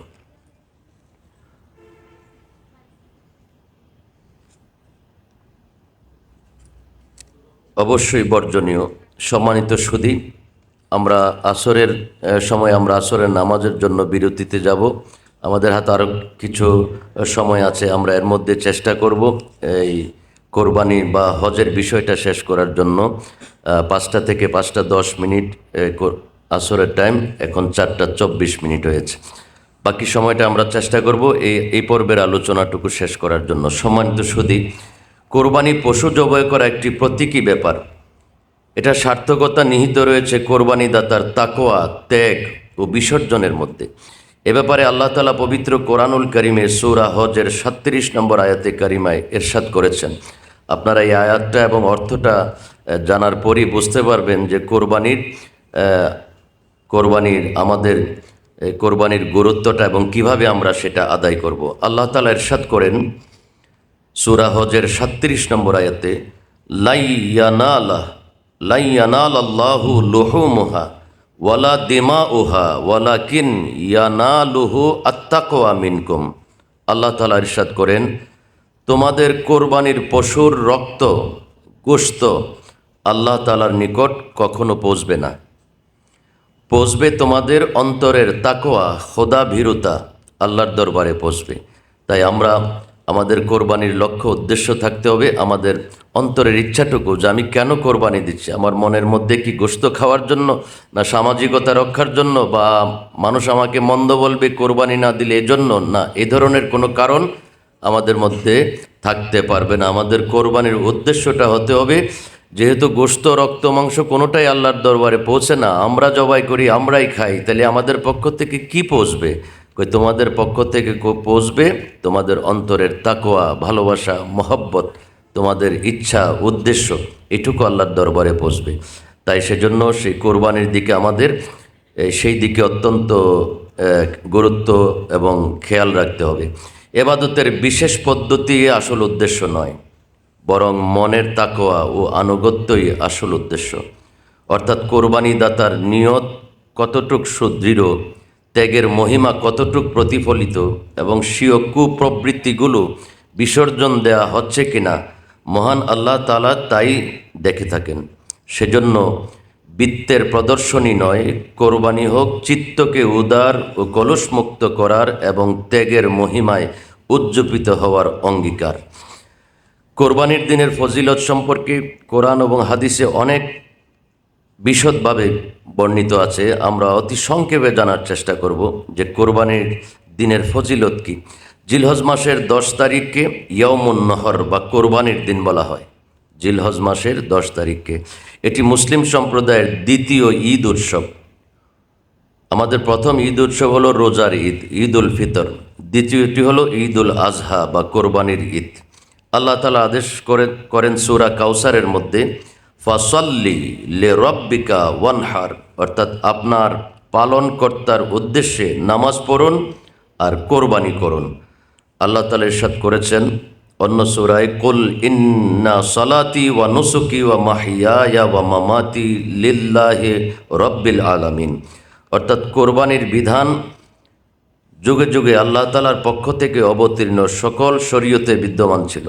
যেমন আল্লাহ তাআলা ইরশাদ করেন, ওয়ালিকুল্লি উম্মাতিন জাআলনা মানসাকান লিয়াজকুরু ইসমাল্লাহি আলা মা রাযাকাহুম মিন বাহিমাতিন। অর্থাৎ আল্লাহ তাআলা বলেন, আমি প্রত্যেক সম্প্রদায়ের জন্য কোরবানির নিয়ম করে দিয়েছি, যাতে আমি তাদেরকে চতুষ্পদ জন্তু দান করেছি, সেগুলোর উপর তারা আল্লাহর নাম উচ্চারণ করবে। অর্থাৎ আল্লাহর নাম উচ্চারণ করে আল্লাহ তাআলার উদ্দেশ্যে জবাই করবে। এটা সূরা হজের 34 নম্বর আয়াতে কারিমায়। এখন আমরা জানার চেষ্টা করব অত্যন্ত গুরুত্বপূর্ণ সংক্ষিপ্ত একটি কথা, যে কোরবানির উদ্দেশ্য কি, আমরা কেন কোরবানি করব। আল্লাহ তাআলা আমাদেরকে কেন কোরবানির নির্দেশ দিয়েছেন। আমরা পশু কোরবানি করি, গরু, ছাগল, ওট, দম্বা, এগুলা জবাই করি। আসলে কি এগুলাই জবাই করাটার নামই কোরবানি? না, কোরবানির উদ্দেশ্য কি এখানে আমরা জানার চেষ্টা করব। এখানে বিষয়বস্তু করেছি, কোরবানির উদ্দেশ্য বনের পশু নয়, মনের পশুকে কোরবানো করা। মানুষের দুইটা স্বভাব আছে, একটা মানবীয় স্বভাব আর একটা হলো পশুত্ব স্বভাব। আমরা মাঝে মাঝে দেখবেন আমরা হঠাৎ করে বলি যে এই লোকটা আস্তে একটা শয়তান, এই ছেলেটা আস্তে একটা শয়তান। আমরা তাকে শয়তান কেন বললাম? সে তো মানুষ, তার নাম তো আব্দুর রহিম, তাকে আমরা শয়তান কেন বললাম? যে তার মধ্যে মানবের যেই গুণ, মানুষের যে আচরণ সেগুলো তার মধ্যে নাই, তার মধ্যে সব শয়তানের প্রকাশ, যে আচরণগুলো প্রকাশ পায় এগুলো সব হলো শয়তানের, এজন্য তাকে শয়তান বলা হয়েছে। তাই আমাদের মধ্যে দুইটা জীব আছে, একটা হলো এই মানবাত্মা আর একটা হলো এই জীবাত্মা, পশুসুলভ অবস্থা। তো এই কোরবানিটা কেন দিয়েছেন যে আমরা শুধু পশু জবাই করব, গরু ছাগল জবাই করব, এটা না, এটার সাথে সাথে আমাদের ভিতরে এই পশুসুলভ যত আচরণ আছে, যত চরিত্র আছে, সেগুলাকে আমরা এই গরুর কোরবানির সাথে সাথে কোরবানি দিয়ে দিব, সব পশুসুলভ আচরণগুলো দূর করে ফেলব। এজন্য বড় গরু, বেশি দামের গরু কিংবা সুন্দর জানোয়ার দিয়ে গোশত খাওয়ার উদ্দেশ্যে কোরবানি করলে তা আল্লাহর দরবারে প্রত্যাখ্যান হবে। বরং সম্পূর্ণ আবেগ, অনুভূতি, প্রেম, ভালোবাসা নিয়ে কোরবানি করলে কেবল তাই আল্লাহর দরবারে গৃহীত হবে। এজন্য পশু যদি ছোটও হয়, আর আমার অন্তরের তাকওয়া যেটা, যে আমি আল্লাহর মহব্বতে আমি পশুটা ক্রয় করেছি, আমার যতটুকু সামর্থ্য আছে এর মধ্যে। আমরা অনেকে আছি সমাজের দিকে তাকাই যে এত ছোট গরু দিয়ে কোরবানি দিলে মানুষ আমাকে কি বলবে, লোক দেখানো তো আমাদের মাঝে চলে আসে। আবার অনেকের কোটি কোটি টাকা আছে, তিনি মনে করেন যে আমি 2 লাখ 4 লাখ 5 লাখ টাকা দিয়ে না কিনে কোরবানি দিলে মানুষ কি বলবে। না, মানুষের কথা আমাদের উদ্দেশ্য না, আমাদের দেখতে হবে আল্লাহ তাআলার রাজি খুশি, যে কোন পশুটা সুন্দর, কোন পশুটা তাজা, কোন পশুটা আমার কাছে খুব ভালো লাগছে। এটা বড় হতে পারে, ছোটও হতে পারে। এজন্য আমাদেরকে আল্লাহর মহব্বতের সাথে সেই কোরবানিটা আল্লাহর উদ্দেশ্যে দিতে হবে। বস্তুত কোরবানি দাতা কেবল গরুর গলায় ছুরি চালায় না, বরং সে তো ছুরি চালায় প্রবৃত্তির গলায়, অর্থাৎ আল্লাহর প্রেমে পাগল পারা হয়ে তার পশুসুলভ যত চরিত্র আছে সেগুলোর উপরে সে ছুরি চালায়। এটি কোরবানির মূল নিয়ামক। এই অনুভূতি ব্যতি রেখে কোরবানি করলে প্রকৃত উদ্দেশ্য অর্জিত হয় না, বরং এটা একরকম রসম ও রেওয়াজ তথা প্রথা মাত্র, যাতে গোশতের ছড়াছড়ি হয়ে বটে, কিন্তু ওই তাকওয়া অর্জন আর হয় না, যা কোরবানির প্রাণশক্তি। তো কোরআনুল কারীমে সূরা হজের 37 নম্বর আয়াতে কারিমায় আল্লাহ তাআলা ইরশাদ করেন যে লা ইয়ানালুল্লাহা লুহুমুহা ওয়ালা দিমাউহা ওয়ালাকিন ইয়ানালুহু তাকওয়া মিনকুম, অর্থাৎ আল্লাহ তাআলার নিকট কোরবানির রক্ত ও মাংস পৌঁছে না, পৌঁছে কেবল তোমাদের অন্তরের তাকওয়া, ভালোবাসা। নিয়ত ও এখলাস, অন্তরের খুলুসিয়ত, নিষ্ঠা ও তাকওয়াই এক্ষেত্রে আল্লাহ রব্বুল আলামিনের সন্তুষ্টি অর্জন ও তার দয়াপ্রাপ্তির পথ দেখাতে পারে। এই কোরবানি কেবল পশু বিসর্জনের নাম নয়, নিজের ভেতরে পশু নীচতা, স্বার্থপরতা, হীনতা, দীনতা, আমিত্ব, অহংকার, ষড়রিপু, কাম, ক্রোধ, লোভ, মোহ, মদ, মৎসর্য ত্যাগের কোরবানিও উদ্দেশ্য। এবং এটাই শিক্ষা সকল নবী, রসুল, অলি, আবদাল, গৌস, কুতুব, আল্লাহওয়ালাদের। অর্থাৎ আমাদের এই অহংকার, ফখর, তারপরে সার্থকতা, হীনতা, দীনতা, আমিত্ব, এসব কিছুকে পশু কোরবানির সাথে সাথে আমাদের থেকে দূর করতে হবে, তাহলেই কোরবানি সার্থক হবে। এখন আমরা জানার চেষ্টা করব কোরবানির সাথে আমাদের তরিকায়ে মেজবান্ডারিয়ার খুব নিবিড় একটা গভীর সম্পর্ক রয়েছে। অর্থাৎ কোরবানির যে উদ্দেশ্য, তরিকায়ে মেজভান্ডারিয়ায় আমাদেরকে 12 মাস 12 ঘন্টা 24 ঘন্টা প্রতিদিন আমাদেরকে সেই শিক্ষা দেয়। আমরা দেখব যে মেজভান্ডারি তরিকার দর্শন এবং কোরবানির দর্শন, এই দুটা একটার সাথে আরেকটা ওতপ্রোতভাবে জড়িত। মানব অন্তরে দুটি শক্তি সর্বদা ক্রিয়াশীল। এই দুটি শক্তি পরস্পর বিরোধী ভাবাপন্ন। একটির নাম কুওতে মালাইকা, ফেরেশতা সুলভ শক্তি। আরেকটি হলো কুওতে হায়ওয়ানিয়া, অর্থাৎ পশু শক্তি তথা নফস বা প্রবৃত্তির মাঝে দ্বন্দ্ব সংঘাত বিদ্যমান। এগুলো পরস্পর বিরোধী হওয়া একটি আগমনে আরেকটি প্রস্থান ঘটে। দিবারাত্রি সহাবস্থানের মতো একত্রে উভয়টির সমাবেশ অসম্ভব। মানুষ আপন বিবেক দ্বারা প্রবৃত্তিকে নিয়ন্ত্রণ করত অনুপম শক্তির সঞ্চার ও পশু শক্তির নির্বাসনের শিক্ষা দেয় কোরবানি।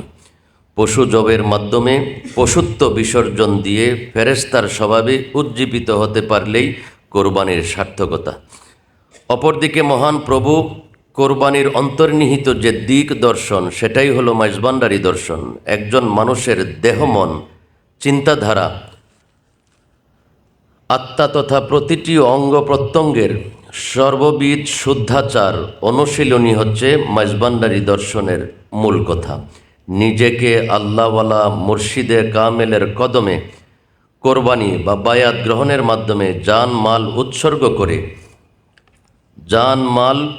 উৎসর্গ করে প্রেম, মহব্বত ও আদবের সাথে ফানা বা বিলীন হয়ে হুজুরি কলবের মাধ্যমে আল্লাহ ও রাসূলের নির্দেশিত হুকুম আহকাম যথাযথভাবে পালন করে জাহের ও বাতেন পরিশুদ্ধ করে আল্লাহ ও রাসূলের নৈকট্য অর্জন করাই মাইজভান্ডারী দর্শনের মূল প্রতিপাদ্য বিষয়। এবাদতের বিশেষ পদ্ধতি আসল উদ্দেশ্য নয়, বরং মনের তাকওয়া, ত্যাগ ও আনুগত্যই আসল উদ্দেশ্য। হাদিসে পাকে রসুলে পাক সাল্লাল্লাহু আলাইহি ওয়াসাল্লাম ইরশাদ করেছেন, ইন্নাল্লাহা লা ইয়ানজুরু ইলা সুওয়ারিকুম ওয়া আমালিকুম ওয়ালাকিন ইয়ানজুরু ইলা নিয়্যাতিকুম ওয়া কুলুবিকুম। অর্থাৎ প্রিয় নবীজি বলেন, আল্লাহ তাআলা তোমাদের নিছক সূরত ও আমলের দিকে দেখেন না। তিনি কি দেখেন? তিনি দেখেন তোমাদের অন্তরে কি আছে, নিয়তের মধ্যে কি আছে। তাই আমরা আল্লাহকে আমল দিয়ে সন্তুষ্ট করার মতো ক্ষমতা আমাদের নেই। আল্লাহ তাআলা দেখেন যে আমলের মাধ্যমে তোমার নিয়ত দেখে অন্তরের দিকে দেখেন, যে তুমি আল্লাহর ভালোবাসা নিয়ে এবাদতে দাঁড়ায়েছ কিনা, আল্লাহর প্রেম, মহব্বত, আল্লাহর উদ্দেশ্য নিয়ে তুমি এবাদতে দাঁড়ায়েছ কিনা, নাকি সমাজের লোকের মন্দ বলা থেকে নিজেকে বাঁচানোর জন্য এবাদতে দাঁড়িয়েছ। অনেকেই নামাজ পড়ে যে মসজিদে যদি না যাই বা নামাজ যদি না পড়ি তাহলে পাশের লোক আমাকে খারাপ বলবে। এই উদ্দেশ্যে আল্লাহর এবাদত করলে এবাদত হবে না। আমাকে আল্লাহর মহব্বত নিয়ে, এটা আমাকে আল্লাহর হুকুম করেছেন, আমার উপরে ফরজ, এটা আল্লাহর হুকুম, এই উদ্দেশ্যে আমাদেরকে এবাদত করতে হবে। আরেকজনের ভালো বলবে, মন্দ বলবে, সেই উদ্দেশ্যে আল্লাহর এবাদত করা যাবে না। কোরবানি প্রদান মূলত বন্দার পক্ষে আল্লাহর কাছে আত্মসমর্পণ ও আত্মনিবেদন উজ্জ্বলতর বহিঃপ্রকাশ। নিজের প্রিয়তম বস্তু ও জীবনের সব কিছুই আল্লাহ তাআলার সমীপে উৎসর্গ কোরবানি প্রশিক্ষণের ব্যবস্থা হিসেবে প্রতীকী পশু কোরবানি দেওয়ার বিধান দেওয়া হয়েছে। অর্থ, সম্পদ, জীবন, যৌবন, শক্তি, সামর্থ্য, প্রতিভা, যোগ্যতা সব কিছুকেই আল্লাহ তাআলার অধীনে নিয়ে আসা, জীবনের সামগ্রিক কর্মকাণ্ডে আল্লাহ তাআলার নির্দেশের প্রতিফলন ঘটানোর শুভ বুদ্ধি জাগ্রত করাই কোরবানির অন্তর্নিহিত শিক্ষা। আল্লাহ তাআলা পবিত্র কোরআনের সূরা আল ইমরানের 102 নম্বর আয়াতে ইরশাদ করেন, ইয়া আইয়ুহাল্লাযীনা আমানু ওয়াত্তাকুল্লাহা হাক্কা তুকাতিহি ওয়ালা তামুতুন্না ইল্লা ওয়া আনতুম মুসলিমুন। অর্থাৎ, হে ঈমানদারগণ, আল্লাহকে যথাযথ ভয় করো এবং মুসলমান না হয়ে তোমরা মৃত্যুবরণ করিও না। এই আয়াতে কারিমায় আল্লাহ তাআলা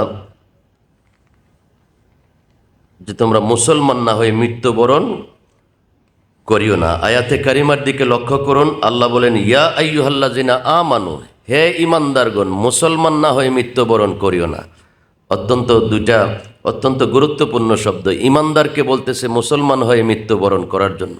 তো ঈমানদার কাকে বলে, আবার মুসলমান কাকে বলে? আমরা তো যাকে জিজ্ঞেস করি আপনি কি হিন্দু না মুসলমান, সবাই বলবে মুসলমান। কিন্তু আল্লাহ বলেছেন, হে ঈমানদার, ঈমান আনার পরে মুসলমান হইতে হয়। এই আয়াতে কারিমা থেকে আমরা আল্লাহ তাআলার উদ্দেশ্য কি, যে এখানে আমরা দেখি মুসলিমুন শব্দটি মূলত সিলমুন শব্দ হতে উৎপন্ন, যার অর্থ হলো বশ্যতা স্বীকার করা, আনুগত্য করা, অন্তর অবনত করা, আত্মসমর্পণ করা অর্থ হইল মুসলমান। মুসলমান শব্দের অর্থ হইল আত্মসমর্পণ করা। আর মুসলিমুন শব্দের অর্থ দাঁড়ায় আত্মসমর্পণকারীগণ। আর আত্মসমর্পণের পদ্ধতিও হলো বায়াত। রসুল পাক সাল্লাল্লাহু আলাইহি ওয়াসাল্লামের নিকট আত্মসমর্পণ যারা গ্রহণ করেন তারাই প্রকৃত মুসলমান। মহানবী হজরত মুহাম্মদ সাল্লাল্লাহু আলাইহি ওয়াসাল্লামের নিকট যারা হাতে হাত রেখে ঈমান ও আল্লাহর একত্ববাদের উপর বায়াত গ্রহণ করেছে তারাই হলো মূলত প্রকৃত মুসলমান। যারা বায়াত গ্রহণ করেছেন তাদের উপর আল্লাহ তাআলা সন্তুষ্ট হয়েছেন। সূরা আল ফাতার 10 নম্বর আয়াতে আল্লাহ তাআলা ইরশাদ করেন, ইন্নাল্লাযীনা ইউবায়ুনাকা ইন্নামা ইউবায়ুনাল্লাহ ইয়াদুল্লাহি ফাওকা আইদিহিম।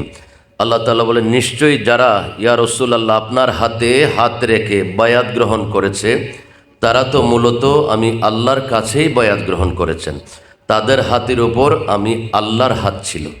এই যে বায়াত মুরিদ, আমরা যে বায়াত হই মাইজভান্ডার দরবারে পাকে গৌসুল আজম মাইজভান্ডারির দরবারে আমরা নারী পুরুষ সবাই বায়াত হয়েছি। এই বায়াতের ধারাটা পবিত্র কোরআন থেকে আল্লাহর প্রিয় নবীর দরবার থেকে এসেছেন। এই ধারা, এই বায়াত শব্দের বায়াতের মাধ্যমে একটা মানুষ একজন আল্লাহওয়ালার কাছে আত্মসমর্পণ করে, আমার জান মাল সব কিছু আপনার কদমে কোরবান। এই কোরবানি হওয়াটাকেই যারা কোরবানি হয়েছেন, আত্মসমর্পণ করেছেন, তাদেরকে মুসলমান বলা হয়। বর্তমান সময়ে তো জাহিরিভাবে নবীজি নাই, এখন আমরা কিভাবে কার কাছে আত্মসমর্পণ করে মুসলমান হব? বলছে মুসলমান হব। আল্লাহ তাআলা পবিত্র কোরআনের সূরা নিসার 59 নম্বর আয়াতে ইরশাদ করেছেন, ইয়া আইয়ুহাল্লাযীনা আমানু আতিউল্লাহ ওয়া আতিউর রাসূলা ওয়া উলিল আমরি মিনকুম। হে ঈমানদারগণ, তোমরা নির্দেশ মান্য করো আল্লাহর এবং নির্দেশ মান্য করো রসুলের, এবং তোমাদের মধ্যে যারা উলিল আমর শরীয়ত তরিকতের ইমাম বুজুর্গ অলি আউলিয়া পীর মাশায়েখ শরীয়ত তরিকতের জ্ঞান সম্পন্ন আলেম ওলামাদের। তাই দেখা যায় আত্মসমর্পণের পদ্ধতি ছিল বায়াত। বায়াত শব্দের এক অর্থ হলো বিক্রয় হয়ে যাওয়া। তরিকতের পরিভাষায় আল্লাহ ও রাসূলের হুকুম আহকাম মেনে নিতে বেলায়েতের হাদি বা পীরের নিকট জান মাল সঁপে দিয়ে অঙ্গীকারবদ্ধ হওয়া এবং তার নির্দেশ মোতাবেক জীবন যাপন করা। বড় বড় বুজুর্গ ওলি আউলিয়া বলেছেন, এ জগতে যার একজন কামেল পীর ও মুর্শিদ নেই, তার মরণে কবরে হাসরে তার পীর মুর্শিদ হবে শয়তান।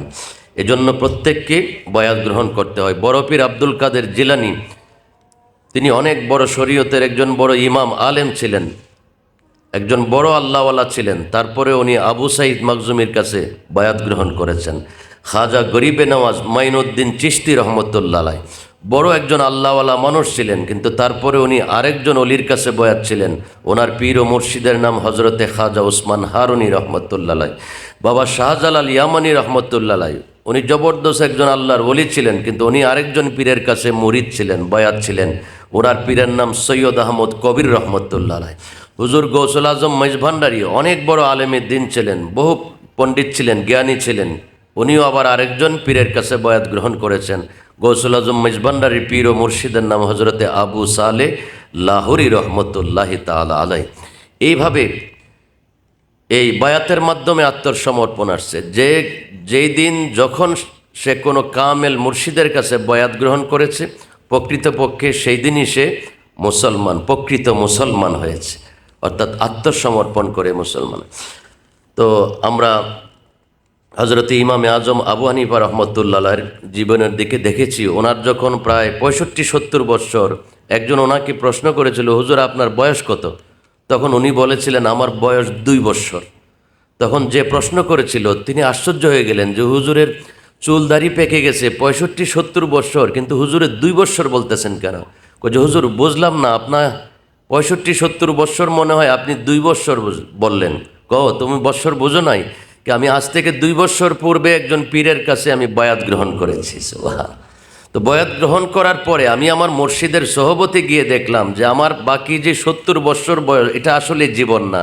এই যেদিন থেকে বয়াত হয়েছে আজকের 2 বৎসর পর্যন্ত মুর্শিদের সোহবতে যা কিছু পেয়েছি, বাকি 70 বৎসর জীবনে আমি তা পাই নাই। এজন্য আমি বলেছি আমার বয়স 70 বছর না, আমি যেই দিন আমার পীরের হাতে হাত দিয়েছি সেই দিন থেকে আমার আসল বয়স শুরু হয়েছে, সেই বয়সটা হলে আমার 2 বৎসর। তো এই জন্য একজন মুসলমান, প্রকৃত মুসলমান কখন হবে? যখন একজন কামেল পীর আউলিয়ার কাছে গিয়ে বায়াতে রসুল গ্রহণ করবে, তখন থেকে সেই প্রকৃত মুসলমান হবে। আমরা একদম শেষ পর্যায়ে, আজান হয়ে গেছে, আসরের আজান। আমরা এই মাইজভান্ডারী দর্শনের একটি ধর্মীয় বিপ্লব, একটি আদর্শময় আধ্যাত্মিক চেতনা, পার্থিব ও নৈতিক জীবনের উৎকর্ষতা অর্জনের উৎকৃষ্ট পন্থা, খোদার নৈকট্য লাভের একটি মহান উপায় বা দুর্লভ সুযোগ, জগৎ ও জীবনের রক্ষা কবচ, চিরশান্তির কপুত, সর্ববেষ্টনকারী আন্দোলন, ইহকাল ও পরকালের মুক্তির সনদ, স্বর্গীয় সারাবান তাহুরা, এক অনন্ত ঝর্ণা। পৌত্তলিকতাবাদ, নাস্তিকতাবাদ ও ধর্মীয় গোঁড়ামির চরম শত্রু, সাম্প্রদায়িকতা বিরোধী, ধর্ম সাম্যের সার্বজনীন আবেদন সমৃদ্ধ মানবতাকামী এক মহান তত্ত্ব হলো মাঝভান্ডারী দর্শন। যারা খোদার তত্ত্বে সর্বাঙ্গীন অন্ধ, যারা সংসার কর্মের চক্রের বেড়াজালে বন্দী, ধন সম্পদের মায়ায় যারা বিভোর, ষড়রিপুর বেড়াজালে যারা খোদা বিমুখ হয়ে পশুসুলভ আচরণে যারা পরকালের কথা সম্পূর্ণরূপে ভুলে গেছেন, তাদের সকলের হৃদয়ে খোদাই প্রেমাগ্নি প্রজ্বলিত করে, কুপ্রবৃত্তি ধ্বংস করে, সুপ্রবৃত্তি জাগ্রত করে আলোকিত মানুষ হিসেবে গড়ে ওঠার শিক্ষাই মাঝভান্ডারী দর্শনের মূল লক্ষ্য। তাই কোরবানি বারবার এসে আমাদেরকে পশু কোরবানির মাধ্যমে পশুসুলভ সকল চরিত্র কোরবানি করে আত্মশুদ্ধি অর্জন করার একটি দিক নির্দেশনা দিয়ে যায়, যা মাঝভান্ডারী দর্শন সর্বদাই শিক্ষা দিয়ে যাচ্ছে। তাই আজ পতঙ্গের মতো লক্ষ লক্ষ মানুষ এই মাঝভান্ডারী দর্শন গ্রহণ করছেন। এই দর্শন গ্রহণ করে বহু ওলি আউলিয়া গাউস কুতুব নবী প্রেমিক হয়েছেন অতি অল্প সময়ে, যা অন্য কোনো তরিকায় বা দর্শনে দেখা যায় না। আজকে শুধু চট্টগ্রাম জেলার দিকে যদি দেখেন, যত অলি আবদাল আছে অধিকাংশ হলো মাঝভান্ডার দরবার শরীফের সৃষ্টি। মাঝভান্ডারী দর্শন অনুচর্চা করে তারা আল্লাহর অলি হয়েছেন। আমিরুজ্জামা পটিয়াতে বিশাল আল্লাহর অলি, হজরতে ওসিউর রহমান চরণদ্বীপী রহমতুল্লাহ আলাই, এরকমভাবে আল্লামা আমিনুল হক ফরাদাবাদী রহমতুল্লাহ আলাই, অসংখ্য আল্লাহর অলি তৈরি হয়েছেন এই তরিকায় মাঝভান্ডারিয়ার অনুশীলন করে। তো আমরাও যদি এই তরিকায় মাঝভান্ডারিয়ার যে দিক দর্শন, সেটা যদি আমরা নিজের জীবনে বাস্তবায়ন করতে পারি, আমরাও সেই মর্যাদা লাভ করতে পারবো ইনশাআল্লাহ। অনেকেই মনে করেন যে মাঝভান্ডারী দর্শন হচ্ছে একটি আবিষ্কার, ইসলামের বিধিনিষেধের সাথে কিংবা ইসলামের মৌলিক আদর্শের সাথে ইহা সামঞ্জস্য সম্পন্ন নয়। ইহা একটি নিছক মন গড়া ভ্রান্ত ধারণা। প্রকৃতপক্ষে মাঝভান্ডারী দর্শন হলো ইসলামী সভ্যতা বিকাশের একটি বলিষ্ঠ হাতিয়ার বিশেষ। ইহা সুফিগণের একটি চূড়ান্ত বিকশিত রূপ। সুফিবাদের সাথে মাঝভান্ডারী দর্শনের সম্পর্ক অবিচ্ছেদ্য। মূল উদ্দেশ্য হলো মহান প্রভুর দিদার লাভ করা এবং খোদার পথে নিজেকে কোরবান বা উৎসর্গ করা। খোদার দিদার লাভ করতে হলে খোদার ভালোবাসা ও সন্তুষ্ট লাভ করতে হবে, এবং খোদার ভালোবাসা ও সন্তুষ্ট লাভ করতে হলে প্রকৃত মুসলমান হতে হবে। প্রকৃত মুসলমান হতে হলে একজন কামেল মুর্শিদের কদমে বায়াতে রসুলের মাধ্যমে কোরবান বা তার প্রেমে নিজেকে উৎসর্গ করতে হবে।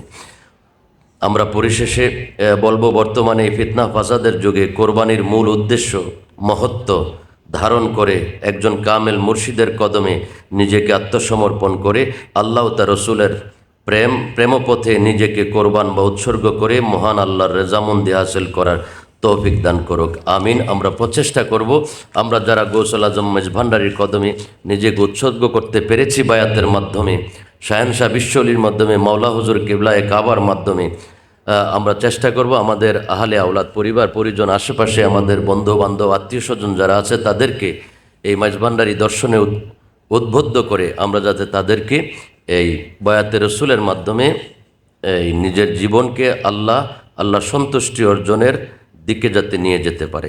তো সম্মানিত উপস্থিতি, আমরা আসরের আজান হয়ে গেছে, আমরা এখন আসরের নামাজের বিরতিতে চলে যাব। বিরতির আগে কোরবানির সাথে সম্পৃক্ত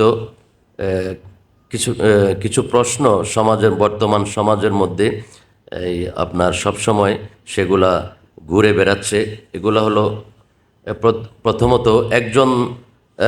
প্রশ্ন আছে একজন দরিদ্র পিতা তার কন্যাকে সুদের টাকা অথবা কর্জ নিয়ে মেয়ের শ্বশুরবাড়িতে গরু অথবা ছাগল পাঠান, যার ফলে ওই দরিদ্র পিতার অভাবে মানবেতর জীবনযাপন করে এবং সুদের টাকা পরিশোধ করতে না পারে আত্মহত্যার পথ বেছে নেয়। এক্ষেত্রে ইসলামের আলোকে ব্যাখ্যা। এটা অত্যন্ত একটা বড় ধরনের একটা ব্যাধি আমাদের সমাজে, যে মেয়ে বিয়ে দিয়েছি, মেয়ের বাড়িতে কোরবানির গরু পাঠাইতেই হবে, আমার টাকা থাকুক আর না থাকুক, এরকম একটা প্রচলন চলে আসছে। অথচ সম্পূর্ণ ইসলাম এবং কোরআন সুন্নাহ বিরোধী একটা প্রথা আমাদের সমাজে প্রচলিত হয়ে গেছে, যেখানে আল্লাহ তাআলা বলেছেন আহালাল্লাহুল বাই ওয়া হাররামার রিবা, সুদকে আল্লাহ তাআলা হারাম বলেছেন কোরআনে। যে আমরা এখন সুদের টাকা গ্রহণ করে মেয়ের বাড়িতে কোরবানির গরু আমাদেরকে পাঠাইতে হচ্ছে, না হয় মেয়ে অশান্তিতে থাকে। এটা অত্যন্ত গর্হিত কাজ, কোরআন সুন্নাহ বিরোধী কাজ। এ কাজ কখনো করা যাবে না। সুদের টাকার উপরে ঋণ করে টাকা এনে মেয়ের বাড়িতে কোরবানির গরু পাঠাতে হবে, এটা ইসলাম বলে নাই, আল্লাহর প্রিয় নবী বলে নাই, আল্লাহর কোরআনে আল্লাহ বলেন নাই। যাদের সামর্থ্য আছে, সামর্থ্য হলেই কোরবানি ফরজ, এছাড়া এটা হবে না। এজন্য উভয় পরিবারকে বুঝতে হবে, ছেলের পরিবার, মেয়ের পরিবার। আমরা একটা সমাজের একটা কুসংস্কার বা অন্ধকারে আমরা পড়ে আছি, এখান থেকে আমাদেরকে উঠে আসতে হবে। আমরা সচেতন হতে হবে। মেয়ের বাবা, ছেলের বাবা সচেতন হতে হবে। ছেলের বাবাও চাইতে পারবে না, আর মেয়ের বাবাও এটাকে এভাবে টাকা ঋণ করে শোধ করে কোরবানি দেওয়াটা, কোরবানির গরু পাঠানো, এটা ইসলাম সম্মত নয়। এজন্য এই কাজটা আমরা করব না। দ্বিতীয়টা হলো, একজন সামর্থ্যবান মানুষ গরু দিয়ে কোরবানির ঈদ করতেন, কিন্তু বর্তমানে তার আর্থিক অসঙ্গতির কারণে সেই লোক লজ্জা ভয়ে কর্য করে অথবা সংসারের 8-10টা প্রয়োজন না মিটায়ে বড় গরু দিয়ে কোরবানি ঈদ করে থাকেন। এক্ষেত্রে কোরআন হাদিসের আলোকে ব্যাখ্যা যে না, আমার উপর কোরবানি ফরজ হলেই কোরবানি করতে হবে, ফরজ না হলে কোরবানি করা যাবে না। নামাজ ফরজ হইলে নামাজ পড়তে হবে, এর আগে নামাজ পড়লে নামাজ হবে না। ঠিক তদ্রূপ কোরবানি ফরজ হইতে হবে, ফরজ না হলে কোরবানি করলে কোরবানি হবে না। যে যার উপর কোরবানি ফরজ হয়েছে, ওই পরিমাণ ধন সম্পদ যার কাছে আছে, তার জন্যই কোরবানি ফরজ। মানুষে গত বছর আমি দিতে পারছি, আমার টাকা ছিল, কোরবানি ফরজ হয়েছিল, কিন্তু এই বছর আমার এত আর্থিক অবস্থা গতবার থেকে কমে গেছে, কোরবানির দিতে যেই অর্থের প্রয়োজন সেই অর্থ আমার নাই, তো আমার উপর কোরবানিও ফরজ না। এখন আমাদের মনে ওঠা বসা করে গতবার কোরবান দিলাম, এবার যদি কোরবান না দেয় আশেপাশের মানুষ আমাকে কি বলবে, আমরা এই চিন্তা করে ঋণ করে এনেও কোরবান দেই। এটা আল্লাহর দরবারে কবুল হবে না, এটা সমাজ দেখানো হবে, আল্লাহর দরবারে কবুল হবে না। আমার উপরে এই কাজ করা ইসলাম বলে নাই, বা কোরআন সুন্নাহ এটা সমর্থন করে না। কোরআন সুন্নাহ বলে যে উপযুক্ত হলে, কোরবানি ওয়াজিব হলেই করতে হবে। সুতরাং আমরা এই কাজটা করব না। মানুষে আমাকে কি বলবে, মানুষের আমি প্রশংসার দিকে তাকাবো না, আমি আল্লাহর প্রশংসার দিকে তাকাবো, আল্লাহর সন্তুষ্টির দিকে তাকাবো। এই জন্য আমরা এই কোরবানি ওয়াজিব না হলে, ফরজ না হলে আমরা কোরবানি করব না। এরপরে আরেকটি আছে, এক ব্যক্তি যদি একটি পশু কোরবানি করে দেখা যায় তার মেয়ের বাড়ি, বোনের বাড়ির গরু বেশিরভাগ মাংস পাঠাতে হয় যেন তাদের শ্বশুর বাড়িতে কথা শুনতে না হয়। এক্ষেত্রে দেখা যায় ওই ব্যক্তি আর অন্যান্য এবং গরিব মিসকিনদেরকে তেমন মাংস দিতে পারে না, যদিও বোনের বাড়িতে, মেয়ের বাড়িতে কোরবানি দেওয়ার সামর্থ্য আছে। এ ধরনের সংস্কৃতি, এটা অত্যন্ত গর্হিত এবং নিন্দনীয়। আমার কোরবানির পশুটের 3টা হক আছে। একটা হক হলো নিজের, আরেকটা আত্মীয় স্বজনের, আরেকটা হলো ফকির মিসকিনের। তো আমাকে এই 3 ভাগ সমপরিমাণ দিতে হবে। আত্মীয়র বাড়িতে বেশি দিলাম, আমার মেয়ের বাড়িতে কোরবানির গোশত বেশি দিলাম, ফকির মিসকিনকে কম দিলাম, তাহলে আমার কোরবানিটা কবুল হওয়ার সম্ভাবনা খুবই কম। এটা 3 জনের হক, যার যার হক তাকে দিতে হবে। যেই পরিমাণই হোক এই পরিমাণটুকুই পৌঁছাতে হবে, আর বেশি দেওয়া, একজনের হক নষ্ট করে আরেকজনকে দেওয়া যাবে না। মিসকিন ফকিরদের যেটা অংশ সেটা সমপরিমাণভাবে তাদেরকে দিতে হবে। আমাদের এগুলা থেকে আমাদেরকে উঠে আসতে হবে, কোরআন সুন্নাহর আলোকে জীবনযাপন করার চেষ্টা করতে হবে আল্লাহর সন্তুষ্টির জন্য। 5 নম্বর হলো, একজন মানুষের জীবনে সামর্থ্য থাকলে একবারই হজ করা ফরজ, কিন্তু তার আত্মীয় স্বজন অথবা প্রতিবেশীর হকদার এমন অনেক আছেন যারা খুব দরিদ্র এবং কষ্টে আছেন। এক্ষেত্রে বারবার হজ না করে কিভাবে টাকা দিয়ে অন্যকে সহযোগিতা করা যায়, আসলে এটা অত্যন্ত গুরুত্বপূর্ণ।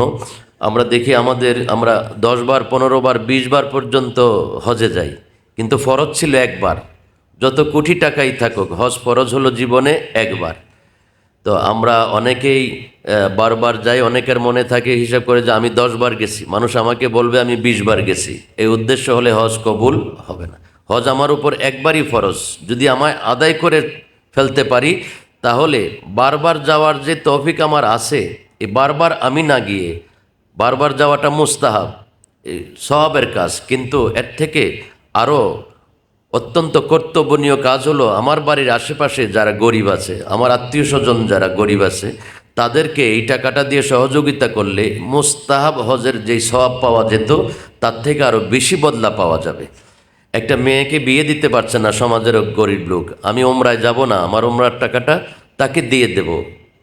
এটাই ইসলাম বলছে যে তাআওয়ানু আলাল বিররি ওয়াত তাকওয়া, তোমরা তোমরা নেক কাজে অপরকে সহযোগিতা করো।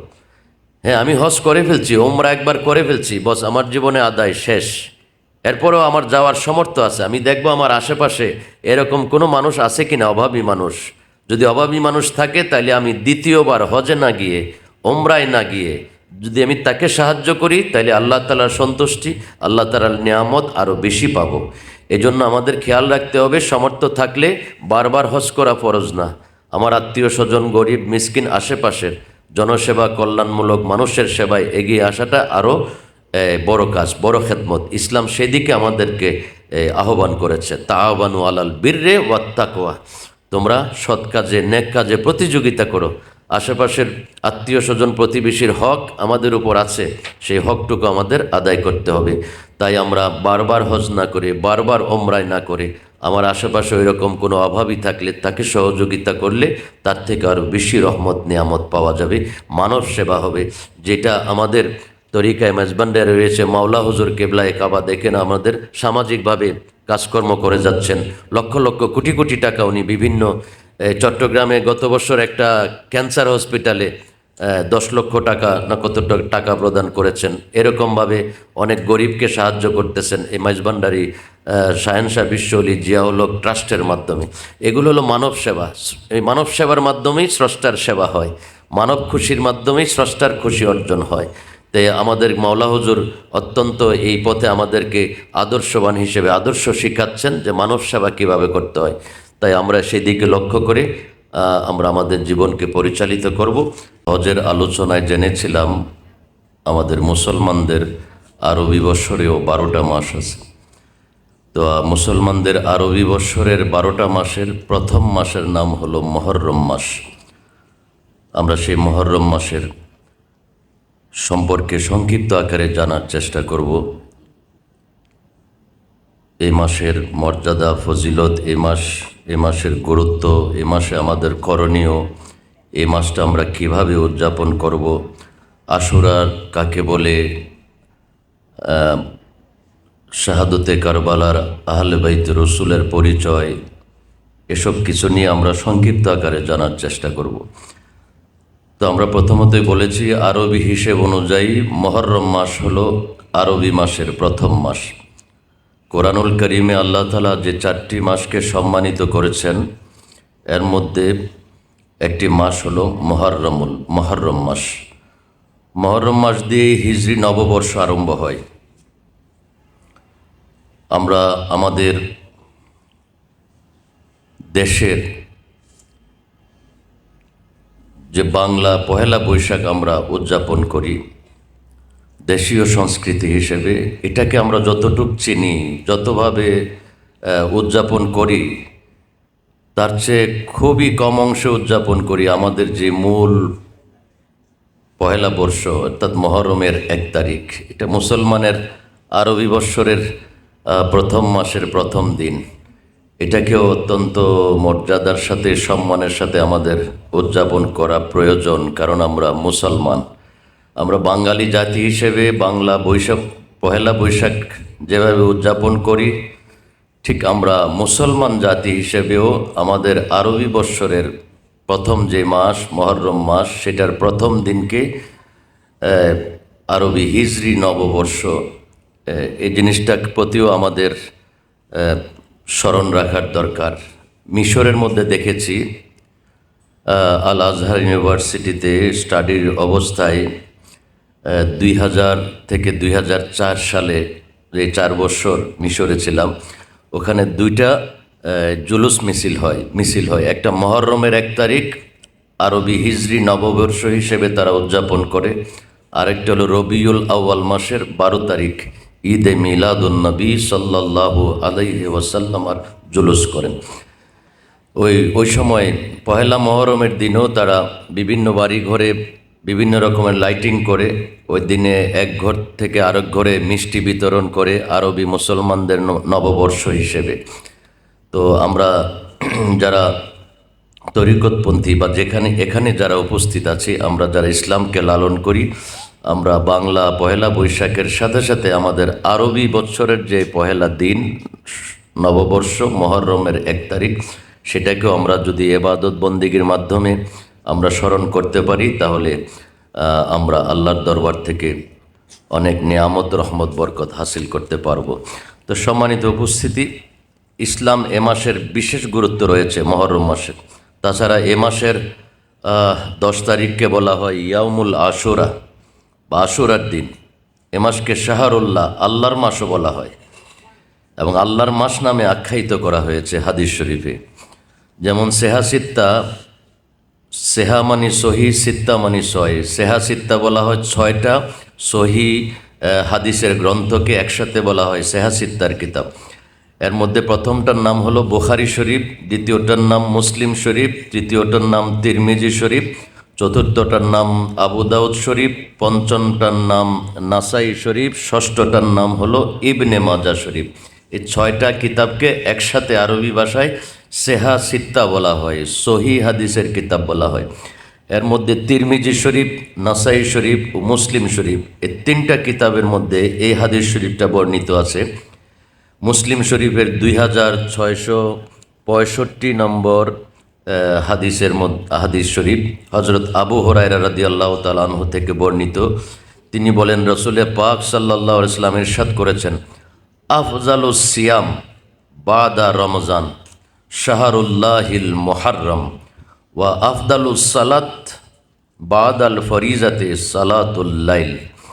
অর্থাৎ নবীজি ইরশাদ করেন, মাহে রমজানুল মোবারকের পরে সর্বোত্তম রোজা, সেই রোজা হলো আল্লাহ তাআলার নিকট মুহররম মাসের রোজা। সুবহানাল্লাহ। ফরজ রমজান মাসের যে ফরজ রোজা, এই রোজার পরে বাকি 11 মাসের যে কোনো মাসে রোজা রাখা যায়, কিন্তু আল্লাহ তাআলার নিকট সবচেয়ে বেশি পছন্দনীয় হলো অন্য মাসের তুলনায় মুহররম মাসের রোজা। তো আমরা চেষ্টা করব সেই মুহররম মাসের এই দিনগুলোতে রোজার মাধ্যমে দিনগুলো উদযাপন করার জন্য।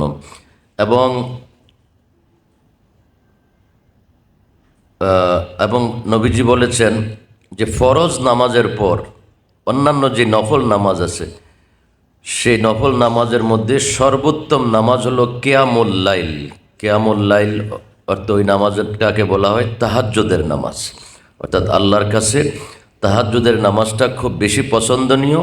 আর রমজানের যে ফরজ রোজা, এটার পরে নফল রোজার মধ্যে মুহররম মাসের নফল রোজাগুলো আল্লাহ বেশি পছন্দ করেন। সেজন্য আমরা মুহররমের 1 তারিখ থেকে 10 তারিখ রোজা রাখার চেষ্টা করব এবং ওই রাত্রগুলোতে তাহাজ্জুদের নামাজ আদায় করার চেষ্টা করব।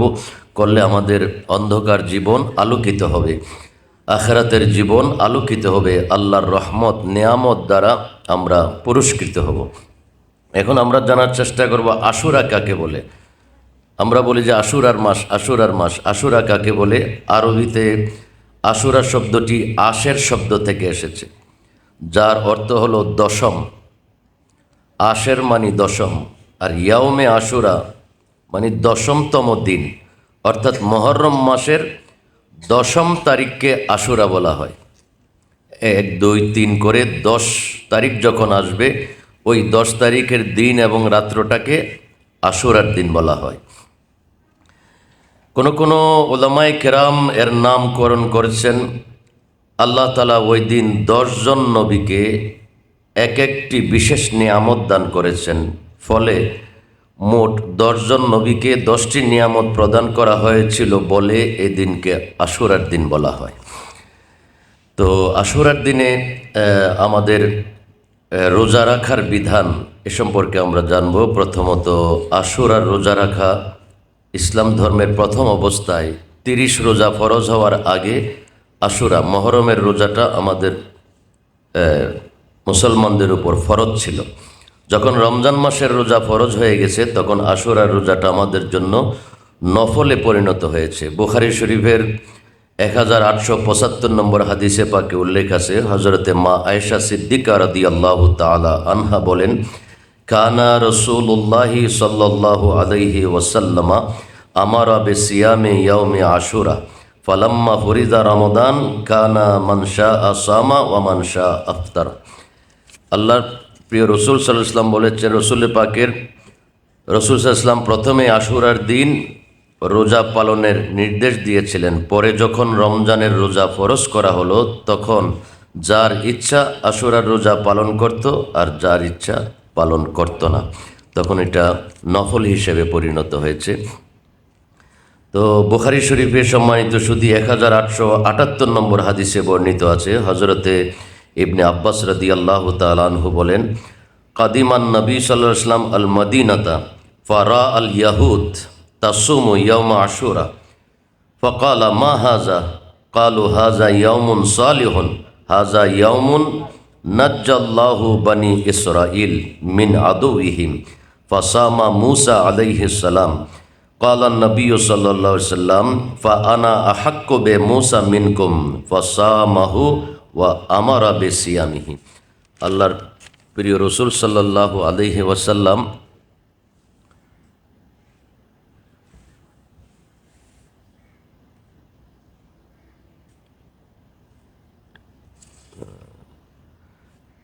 আল্লাহর প্রিয় নবী সাল্লাল্লাহু আলাইহি ওয়াসাল্লাম ইরশাদ করেন যে রসুল পাক ইসলাম মদিনায় আগমন করে দেখতে পেলেন যে ইহুদিগণ আশুরার দিন রোজা পালন করে।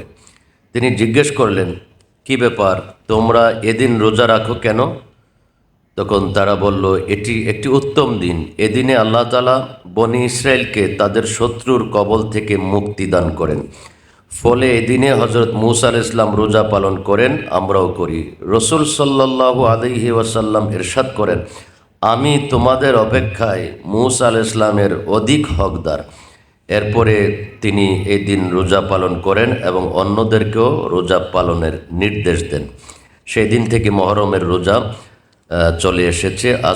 আজও পর্যন্ত আমাদের মুসলিম সমাজে মহরম মাসের রোজা পালন করে থাকি। মুসলিম শরীফের 2642 নম্বর হাদিসে উল্লেখ আছে, হজরত কাতাদা রাদিয়াল্লাহু তাআলা আনহু থেকে বর্ণিত, আন্না রাজুলান সাআলান নবী সাল্লাল্লাহু আলাইহি ওয়াসাল্লাম আন সিয়ামে আশুরা ফাকালা আহতাসিবু আলাল্লাহি আন ইউকাফিরাস সানা আল্লাতী ক্বাবলাহু। অর্থাৎ আল্লাহর পেয়ারা রসুল বলেন, আল্লাহর পেয়ারা রসুলের দরবারে এসে এক ব্যক্তি নবীজিকে প্রশ্ন করলেন, আশুরার রোজা পালন সম্পর্কে জিজ্ঞেস করলেন যে আশুরার রোজা পালন করা কেমন। তখন প্রিয় নবী সাল্লাল্লাহু আলাইহি ওয়াসাল্লাম উত্তরে বললেন, আমি আশা করি এই দিন রোজা রাখলে আল্লাহ তাআলা পূর্বের 1 বছরের গুনাহ ক্ষমা করে দিবেন। সুবহানাল্লাহ। তো আশুরার রোজার গুরুত্ব অত্যন্ত ফজিলতপূর্ণ, বরকতপূর্ণ, যে নবীজি আমাদেরকে আশ্বাস দিয়েছেন এই দিনে যদি কেউ একটা রোজা রাখে তাহলে বিগত বছরের গুনাহসমূহ ক্ষমা করে দেওয়া হবে। আমরা চেষ্টা করব মহরম মাসের এই রোজাগুলো আদায় করার জন্য। ইমাম জালালউদ্দিন সুয়ুতি রহমতুল্লাহ তাআলা আলাইহি তার লিখিত তফসিরে দুররে মনসুর 4th খণ্ড 540 পৃষ্ঠায় উল্লেখ করেন, হজরতে আবদুল্লাহ ইবনে আমর ইবনে আস রাদিয়াল্লাহু তাআলা আনহু বলেন, মান সামা আশুরা ফাকান্নামা সানা ওয়া মান তাসাদ্দাকা ফিহি কা সাদাকাতিস সানা। এই আশুরার দিন অর্থাৎ মহরম মাসের এই 10 দিনে যারা আল্লাহর প্যারা রসুল বলেন যে যারা রোজা রাখে সেজন্য পুরা বছর রোজা রাখলো। একটা মহরম মাসের আশুরার রোজা রাখলে পুরা বছরের রোজার সওয়াব বা নিয়ামত আল্লাহ তাআলা আমাদেরকে দান করবে। এবং আল্লাহর নবী বলেন, ওয়ামান তাসাদ্দাকা ফিহি কা সাদকাতিস সানা, এই দিবসগুলোতে যারা সদকা করবে, দান করবে ফকির মিসকিনকে, তো আল্লাহ তাআলা তার আমল নামায় লিখবে সে যেন সারা বছরই দান করতেছে। সুবহানাল্লাহি বিহামদিহি। আমরা মহরমের 1 থেকে 10 তারিখের ভিতরে বেশি বেশি দান করার চেষ্টা করব, সদকা করার চেষ্টা করব। মুফতি জালালউদ্দিন আহমদ আমজাদি রহমতুল্লাহ আলাইহি খুতবাতে মুহররম কিতাবের 416 পৃষ্ঠায় উল্লেখ করেন, মান ওয়াসা আলা আয়ালিহি ইয়াউমা আশুরা লাম ইয়াজাল ফি সাআতিন সাইরিস সানা। অর্থাৎ যে ব্যক্তি আশুরার দিন স্বীয় পরিবারে ফাতিহার ব্যবস্থা করবে, পানাহারের ব্যবস্থা করবে, আল্লাহ তাআলা তার সারা বছরের রুজি রোজগারের মধ্যে প্রশস্ততা দান করবে। সুবহানাল্লাহ। মুহররম মাসের আশুরার দিনে আমরা ঘরে ঘরে ফাতিহা করতে পারি।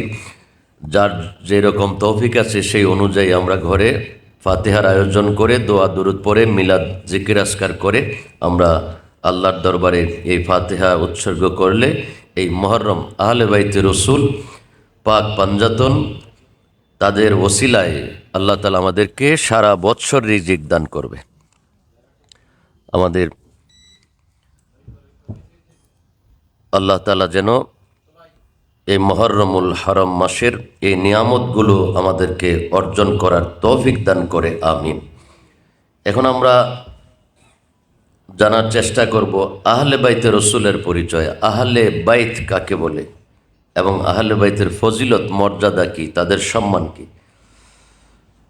সম্মানিত সুধী, আল্লাহ তাআলা পবিত্র কোরআনুল কারীমের সূরা আহজাবের 33 নম্বর আয়াতে কারিমায় ইরশাদ করেন এবং এই আয়াতের মধ্যে আহলুল বাইত শব্দটা উল্লেখ আছে।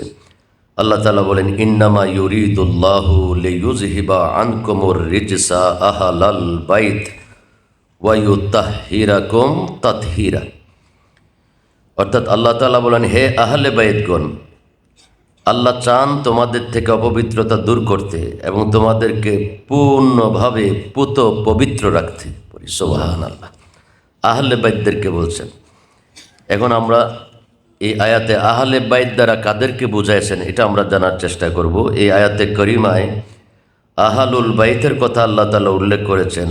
এর দ্বারা উদ্দেশ্য কি? এর দ্বারা উদ্দেশ্য হলো রসুল করিম সাল্লাল্লাহু আলাইহি ওয়াসাল্লাম, হজরতে মাওলা আলী আলাইহিস সালাম, হজরতে মা ফাতিমাতুজ জাহরা রাদিয়াল্লাহু তাআলা আনহা, ইমাম হাসান ও ইমাম হুসাইন রাদিয়াল্লাহু তাআলা আনহুমা, এই পাঁচজনকে কোরআনে পাকে আল্লাহ তাআলা আহলুল বাইত বলে উল্লেখ করেছেন।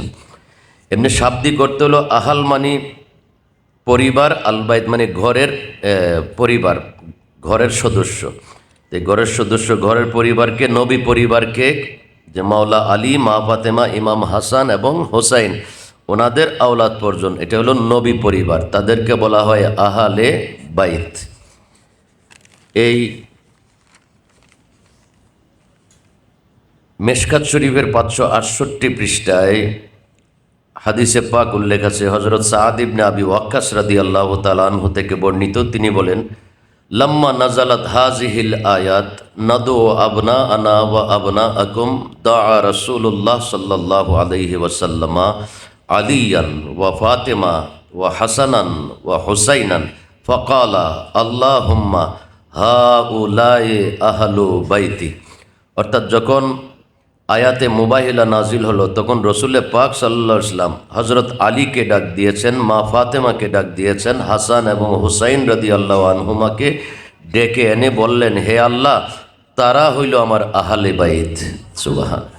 তো নবী পরিবার, নবী পরিবার 5 জন খাস নবী পরিবার, নবীজি, মাওলা আলী, মা ফাতেমা, ইমাম হাসান এবং হুসাইন, তাদেরকে কোরআনের ভাষায় বলা হয়েছে আহলুল বাইত বা আহলে বাইত। আহলে বাইতের ফজিলত সম্পর্কে অসংখ্য সহিহ হাদিস শরীফ রয়েছে। আমরা নিম্নে কিছু উল্লেখ করার চেষ্টা করব। মেশকাত শরীফের 568 পৃষ্ঠায় উল্লেখ আছে, মুসলিম শরীফের হাদিস। হজরত জায়েদ বিন আরকাম রাদিয়াল্লাহু তাআলা আনহু বলেন, একদিন রসুল পাক ইসলাম মক্কা ও মদিনার মধ্যবর্তী জোহফা নামক স্থানে গাদিরে খৌমের নিকটে দাঁড়িয়ে ভাষণ দিচ্ছিলেন। এক পর্যায়ে তিনি বললেন, ইন্নী তারিকু ফীকুম সাকালাইন আউয়ালুহুমা কিতাবুল্লাহ আযজা ওয়া জাল্লা ফীহিল হুদা ওয়ান নূর ওয়া আহলু বাইতি উযাক্কিরুকুমুল্লাহ ফি আহলে বাইতি উযাক্কিরুকুমুল্লাহ ফি আহলে বাইতি। অর্থাৎ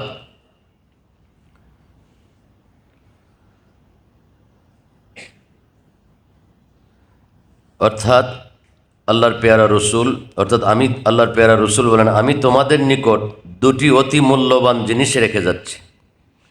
আল্লাহর প্রিয় নবী বলেন, তোমাদের কাছে আমি 2টি মূল্যবান জিনিস রেখে যাচ্ছি। প্রথমটি হলো কিতাবুল্লাহ, আল্লাহর কিতাব কোরআন শরীফ, যাতে রয়েছে হেদায়েত ও আলো, তোমরা কিতাবুল্লাহকে মজবুতভাবে আঁকড়ে ধরো এবং এর উপর আমল করো।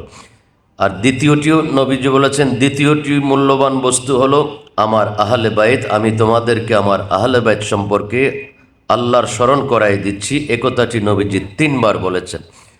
নবীজি বিদায় হজের সময় বলেছেন, আমি তোমাদের কাছে 2টা গুরুত্বপূর্ণ জিনিস রেখে যাচ্ছি। একটা হলো কোরআন শরীফ, আর একটা হলো আমি নবীর আহাল পরিবার আওলাদ। যেই আওলাদের একটা অংশ হলো দরবারে গৌসুল আজম মেজভান্ডার শরীফে হুজুর গৌসুল আজম মেজভান্ডারি শাহেনশাহ বিশ্বলি মাওলা হুজুর সেই আহলে বাইতের অন্যতম সদস্য, নবী পরিবারের সদস্য। সুবহানাল্লাহ। আমাদের সম্পর্ক হয়েছে তরিকার মাধ্যমে।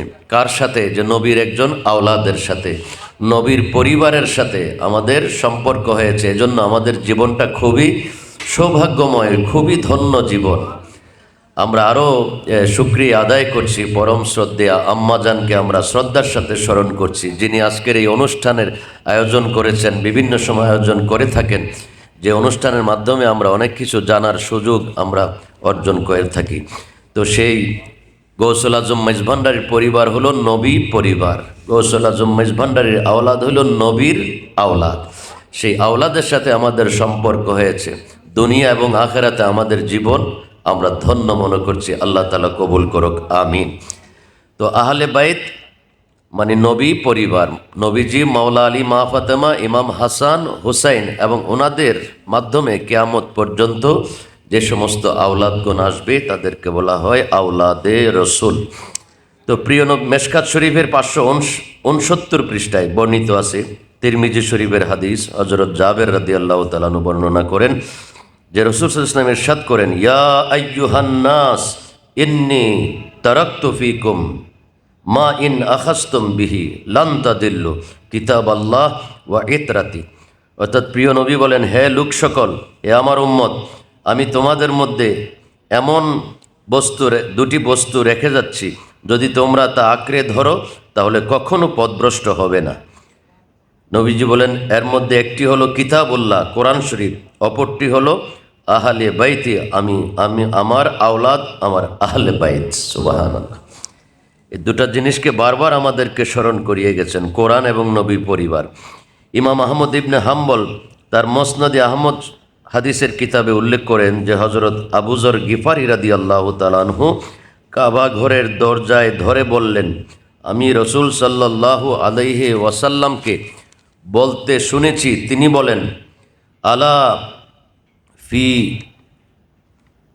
আলা ইন্না মিসলা আহলে বাইতি ফিকুম মিসলু সাফিনাতিন নূহ মান রাকিবাহা নাজা ওয়া মান তাখাল্লাফা আনহা হালাকা। অর্থাৎ নবীজি ইরশাদ করেন, সাবধান, তোমাদের মাঝে আমার আহলে বাইতের দৃষ্টান্ত হলো, উদাহরণ হলো হযরতে নূহ আলাইহিস ইসলামের নৌকার মতো। যারা নৌকায় আরোহণ করবে তারা মুক্তি পাবে, আর যারা আরোহণ করবে না তারা মুক্তি পাবে না, ধ্বংস হবে। আমরা আহলে বাইতে রসুলের সাথে আমাদের সম্পৃক্ত হয়েছে, বয়াত মুরিদের মাধ্যমে আমরা সেই আহলে বাইতে রসুলের কিস্তিতে আমরা উঠেছি। আল্লাহ তাআলা আমাদের জীবন সৌভাগ্যমন করেছে, আমরা যাতে মরণ পর্যন্ত এই ঈমানের উপর কায়েম থাকতে পারি। আল্লাহ তাআলা তৌফিক দান করুক, আমিন। এই যে আহলে বাইত, নবী পরিবার, নবীর আওলাদ, তাদেরকে ভালোবাসতে হবে, মহব্বত করতে হবে, শ্রদ্ধা করতে হবে। কেন? যেটা আল্লাহর নির্দেশ, সেজন্য। সুবহানাল্লাহ। এখন আমরা চেষ্টা করব আহলে বাইতের মহব্বত, ভালোবাসা আমাদের উপর কেন ওয়াজিব, ফরজ হলো। আল্লাহ তাআলা পবিত্র কোরআনে সূরা শুরার 23 নং আয়াতে বলেছেন, কুল লা আসআলুকুম আলাইহি আজরান ইল্লাল মাওয়াদ্দাতা ফিল কুরবা। অর্থাৎ হে নবী, আপনি বলুন, আমি আমার ইসলামের দাওয়াতের বিনিময়ে তোমাদের কাছে কিছুই চাই না। আমি শুধু চাই তোমরা আমার নিকটতম আত্মীয় যারা, তাদেরকে তোমরা ভালোবাসো। সুবহানাল্লাহ। ইসলাম প্রচার করতে গিয়ে নবীজি অনেক কষ্ট করেছেন, যুদ্ধ জিহাদ করেছেন, দান মোবারক শহীদ হয়েছে, দেহ মোবারক থেকে রক্ত মোবারক ঝরেছে, কাফেররা অনেক নির্যাতন করেছেন। নবীজি বলেন, এসব কিছুর বিনিময়ে আমি তোমাদের কাছে টাকা পয়সা, ধন দৌলত, বাড়ি গাড়ি কিছু চাই না, শুধু একটা জিনিস চাই, তো আমরা আজকে যে ঈমান পেয়ে আল্লাহর বন্দা হয়েছি, নবীর উম্মত হয়েছি, নবীর আওলাদের পরিবার মেজভান্ডার দরবার আওলাদের রসুলের সাথে সম্পৃক্ত হয়েছে, দুরুদ নামাজ রোজা সব কিছু পেয়েছি, এটা আল্লাহর রসুল এটার বদলা আমাদের কাছে শুধু একটা জিনিস চেয়েছেন। কি জিনিস চেয়েছেন? টাকা পয়সা নয়, অর্থ সম্পদ নয়। আল্লাহর রসুল কি চান? আল্লাহ বলেন, আপনি চান যে আমার নিকটতম আত্মীয়দের ভালোবাসা, আমার নিকটতম যারা আত্মীয় আছে তাদেরকে তোমরা ভালোবাসবে। বলুন সুবহানাল্লাহ। নবীর নিকট আত্মীয়কে আমাদেরকে ভালোবাসতে হবে, এটা আমাদের নবী আমাদের কাছে চেয়েছেন। এখন নবীজির নিকটতম আত্মীয় কারা, আমাদেরকে সেই পরিচয়টা জানতে হবে। তাহলে আমরা তাদেরকে প্রাণের চেয়েও বেশি ভালোবাসতে হবে। তাদের আমরা পরিচয় জেনে নেই, তারা কারা। এই আয়াত যখন নাজিল হয় তখন হযরত ইবনে আব্বাস রাদিয়াল্লাহু তাআলা আনহু রাসূল পাক সাল্লাল্লাহু আলাইহি ওয়াসাল্লামের খেদমতে আরজ করলেন, ইয়া রাসূলুল্লাহ মান কারাবাতাকা হাউলাই আল্লাযিনা ওয়াজাবাত আলাইনা মাওয়াদ্দাতুহুম। ইয়া রাসূলুল্লাহ, কে আপনার নিকটতম আত্মীয়? আমাদেরকে জানান, যাদেরকে আল্লাহ তাআলা ভালোবাসতে আমাদেরকে নির্দেশ দিয়েছেন। আপনার নিকটতম আত্মীয় কে? ফাকাল নবী সাল্লাল্লাহু আলাইহি ওয়াসাল্লাম, তখন নবীজি বললেন, আলিয়ুন ফাতেমা ওয়া ওয়ালাদুহুমা, আমার নিকট আত্মীয়, আমার অতি নিকটের আত্মীয় হযরতে আলী, মা ফাতেমা, হযরতে ইমাম হাসান এবং হুসাইন। সুবহানাল্লাহ। এই চারজন হলো নবীর নিকটতম আত্মীয়, মাওলা আলী, মা ফাতেমা, ইমাম হাসান, হুসাইন। আল্লাহ তাআলা আয়াত নাজিল করেছেন যে আমরা যাতে তাদেরকে ভালোবাসি, এজন্য আমরা তাদেরকে শ্রদ্ধা করি, মহব্বত করি, জানের চেয়েও বেশি ভালোবাসি। এই আয়াতে কারিমায় তফসিরে দুররে মনসুরে আমাদেরকে এই নবীর নিকটতম আত্মীয়র পরিচয় দিয়েছেন। আমরা তাদেরকে জানের চেয়ে বেশি ভালোবাসতে হবে। মেশকাত শরীফের 573 পৃষ্ঠায় তিরমিজি শরীফ থেকে হাদিসে পাক উল্লেখ করেছেন, হযরত ইবনে আব্বাস রাদিয়াল্লাহু তাআলা আনহু বলেন, ক্বালা রাসূলুল্লাহ সাল্লাল্লাহু আলাইহি ওয়াসাল্লাম, নবীজি ইরশাদ করেছেন, আহিব্বুল্লাহ, তোমরা আল্লাহকে ভালোবাসো, লিমা ইয়াগযুকুম বিহি মিন নিয়ামিহি, আল্লাহর নিয়ামত লাভ করেছো, আল্লাহর নিয়ামতের শুকরিয়া স্বরূপ আল্লাহকে ভালোবাসো। ওয়া আহিব্বুনি লিহুব্বিল্লাহ, আর আমি নবীকে আল্লাহর ভালোবাসার কারণে ভালোবাসো। ওয়া আহিব্বু আহলা বাইতি লিহুব্বি, আর আমার আহলে বাইতকে ভালোবাসবা, মা ফাতেমা, মাওলা আলী, হাসান, হোসেনকে ভালোবাসবা আমি নবীর ভালোবাসার খাতিরে। সুবহানাল্লাহ। আল্লাহর প্রিয় রাসূল সাল্লাল্লাহু আলাইহি ওয়াসাল্লাম আমাদের কাছে আহলে বাইতের ভালোবাসা এভাবে কামনা করেছেন। তিরমিজি শরীফে হাদিসে পাকে উল্লেখ আছে, হযরতে আলী রাদিয়াল্লাহু তাআলা আনহু বলেন, রাসূল ইসলাম ওই ইমাম হাসান এবং হুসাইনের হাত ধরে ইরশাদ করেন, মান আহাব্বানি ওয়া আহাব্বা হাযাইনে ওয়া আবাহুমা ওয়া উম্মাহুমা কানা মাই ফি দারাজাতে ইয়াউমাল কিয়ামা। অত্যন্ত গুরুত্বপূর্ণ একটি কথা আল্লাহর প্রিয় রাসূল এখানে বলেছেন। নবীজি বলেন, যে আমাকে ভালোবাসে এবং আমার হাযাইনে আবনাহুমা, আমার এই দুই সন্তান ইমাম হাসান হুসাইনকে যারা ভালোবাসে, ওয়া আবাহুমা, এবং তাদের বাবাকে যারা ভালোবাসে, ওয়া উম্মাহুমা, তাদের মা ফাতেমাকে যারা ভালোবাসবে, কানা মাই ফি দারাজাতে ইয়াউমিল কিয়ামা, কিয়ামতের দিন, হাসরের ময়দানে, হাসরের দিন সেই মানুষটা আমি নবীজির সাথে সাথে থাকবে। সুবহানাল্লাহ। আল্লাহ নবী বলেছেন যে এই ইমাম হাসান হুসাইনকে ভালোবাসা, মা ফাতেমা, মাওলা আলী, তাদের ভালোবাসলে আল্লাহর পেয়ারা রসুলের সাথে হাসরের ময়দানে একই সাথে একই কাতারে আমরা থাকতে পারবো। আল্লাহ তাআলা তাদের ভালোবাসার মাধ্যমে সেই মর্যাদা আমাদের সকলকে দান করুক, সবাই বলি আমিন। ইবনে মাজাহ শরীফের প্রথম খণ্ড 64 পৃষ্ঠায় উল্লেখ আছে, হযরতে আবু হুরায়রা রাদিয়াল্লাহু তাআলা আনহু থেকে বর্ণিত হাদিস। তিনি বলেন, রাসূল পাক সাল্লাল্লাহু আলাইহি ওয়াসাল্লাম ইরশাদ করেন, মান আহাব্বাল হাসানা ওয়াল হুসাইনা ফাকাদ আহাব্বানি ওয়া মান আবগাদাহুমা ফাকাদ আবগাদানি, অর্থাৎ যে আমার হাসান এবং হুসাইনকে ভালোবাসলো সেজন্য আমি নবীকে ভালোবাসলো, আর যে হাসান এবং হুসাইনকে ঘৃণা করলো সেজন্য আমি নবীকে ঘৃণা করলো। পেয়ারা নবীজির হাসান হুসাইন রাদিয়াল্লাহু তাআলা আনহু মর্যাদা এভাবে তুলে ধরেছেন। আল মুস্তাদরিক লিল হাকিম হাদিস গ্রন্থের 3য় খণ্ড 166 পৃষ্ঠায় উল্লেখ আছে, হযরতে সালমান ফারসি রাদিয়াল্লাহু তাআলা আনহু নবীর এক সাহাবী থেকে বর্ণিত হাদিস। তিনি বলেন, আমি রাসূল সাল্লাল্লাহু আলাইহি ওয়াসাল্লামকে বলতে শুনেছি, হাসান এবং হুসাইন আমার সন্তান। নবীজি বলেছেন, মান আহাব্বাহুমা আহাব্বানি ওয়ামান আহাব্বানি আহাব্বহুল্লাহ। হাসান হুসাইন আমি নবীর সন্তান। আহাব্বহুমা, যে তাদেরকে ভালোবাসলো সেজন্য আমি নবীকে ভালোবাসলো, আর আমি নবীকে যে ভালোবাসলো সেজন্য আল্লাহকে ভালোবাসলো। মান আহাব্বাহুল্লাহ আদখালাহুল জান্নাহ, আর আল্লাহ যাকে ভালোবাসে তার ঠিকানা হলো আল্লাহর বেহেশত, জান্নাত। ওয়ামান আবগাদাহুমা আবগাদানি, নবীজি বলেন যে তাদেরকে কষ্ট দিল সেজন্য আমি নবীকে কষ্ট দিল। ওয়ামান আবগাদানি আবগাদাহুল্লাহ, যে আমি নবীকে কষ্ট দিল সেজন্য আল্লাহকে কষ্ট দিল। ওয়ামান আবগাদাহুল্লাহ, আর যে আল্লাহকে কষ্ট দেয় ফা আদখালাহান নার, তার ঠিকানা হলো জাহান্নাম। নাউযুবিল্লাহি মিন যালিক। আমরা আহলে বাইতের ভালোবাসা অর্জন করে আল্লাহর জান্নাতে আমাদেরকে যাওয়ার তৌফিক দান করুক, আমিন। তিরমিজি শরীফে বাবুল মানাকিব এর মধ্যে হাদিসে পাক উল্লেখ আছে, হজরতে ওসামা বিন জায়েদ রাদিয়াল্লাহু তাআলা আনহুর হাদিস। তিনি বলেন, আমি রসুল পাক সাল্লাল্লাহু আলাইহি ওয়াসাল্লামকে হজরত হাসান হুসাইনকে নিয়ে বলতে শুনেছি। তিনি কি বলেছেন হাসান হুসাইন সম্পর্কে? ও হাজানে আবনাইয়া ওয়া আবনা ইবনাতি, হাসান হোসেন এই দুইজন আমার সন্তান, আমার মেয়ে ফাতেমার সন্তান। সুবহান। নাতিকে নবী মেয়ের সন্তানকে নিজের সন্তান বলে সম্বোধন করেছেন। অত্যন্ত মর্যাদাবান দুটি পবিত্র সত্তা ইমাম হাসান এবং হুসাইন। এরপরে নবীজি বলেন, আল্লাহুম্মা ইন্নী উহিব্বুহুমা, হে আল্লাহ আমি এই দুইজনকে হাসান হোসেনকে খুব বেশি ভালোবাসি। ফা আহিব্বুহুমা, আল্লাহ আপনিও তাদেরকে ভালোবাসেন। সুবহানাল্লাহ। ওয়া আহিব্বা মাই ইউহিব্বুহুমা, হে আল্লাহ আমার এই দুই নাতি হাসান হোসেনকে যারা ভালোবাসবে আপনি আমার সেই উম্মতকে আপনি আল্লাহও ভালোবাসবেন। সুবহানাল্লাহ। তো আমাদের অন্তরে যদি ইমাম হাসান হোসেনের ভালোবাসা থাকে তাহলে নবীর ভালোবাসা, আল্লাহর ভালোবাসা আমরা অর্জন করতে পারবো, আল্লাহর প্রিয় নবীর প্রিয় হতে পারবো। যে আল্লাহর প্রিয় হয়, নবীর প্রিয় হয়, তাকে আল্লাহর অলি বলা হয়। সুবহানাল্লাহ। তো অলি পুরুষের মধ্যেও হয়, নারী জাতির মধ্যেও অলি আবদাল গাউস কুতুব হয়। অনেক এরকম আমাদের অনেক মায়েরা আছেন যারা আল্লাহর অলির মর্যাদা লাভ করেছেন। হজরতে রাবিয়া বসরি রাদিয়াল্লাহু তাআলা আনহা, উনি নবীর উম্মত। আমাদের এই হজরতে রাবিয়া বসরি আল্লাহর একজন অলি ছিলেন।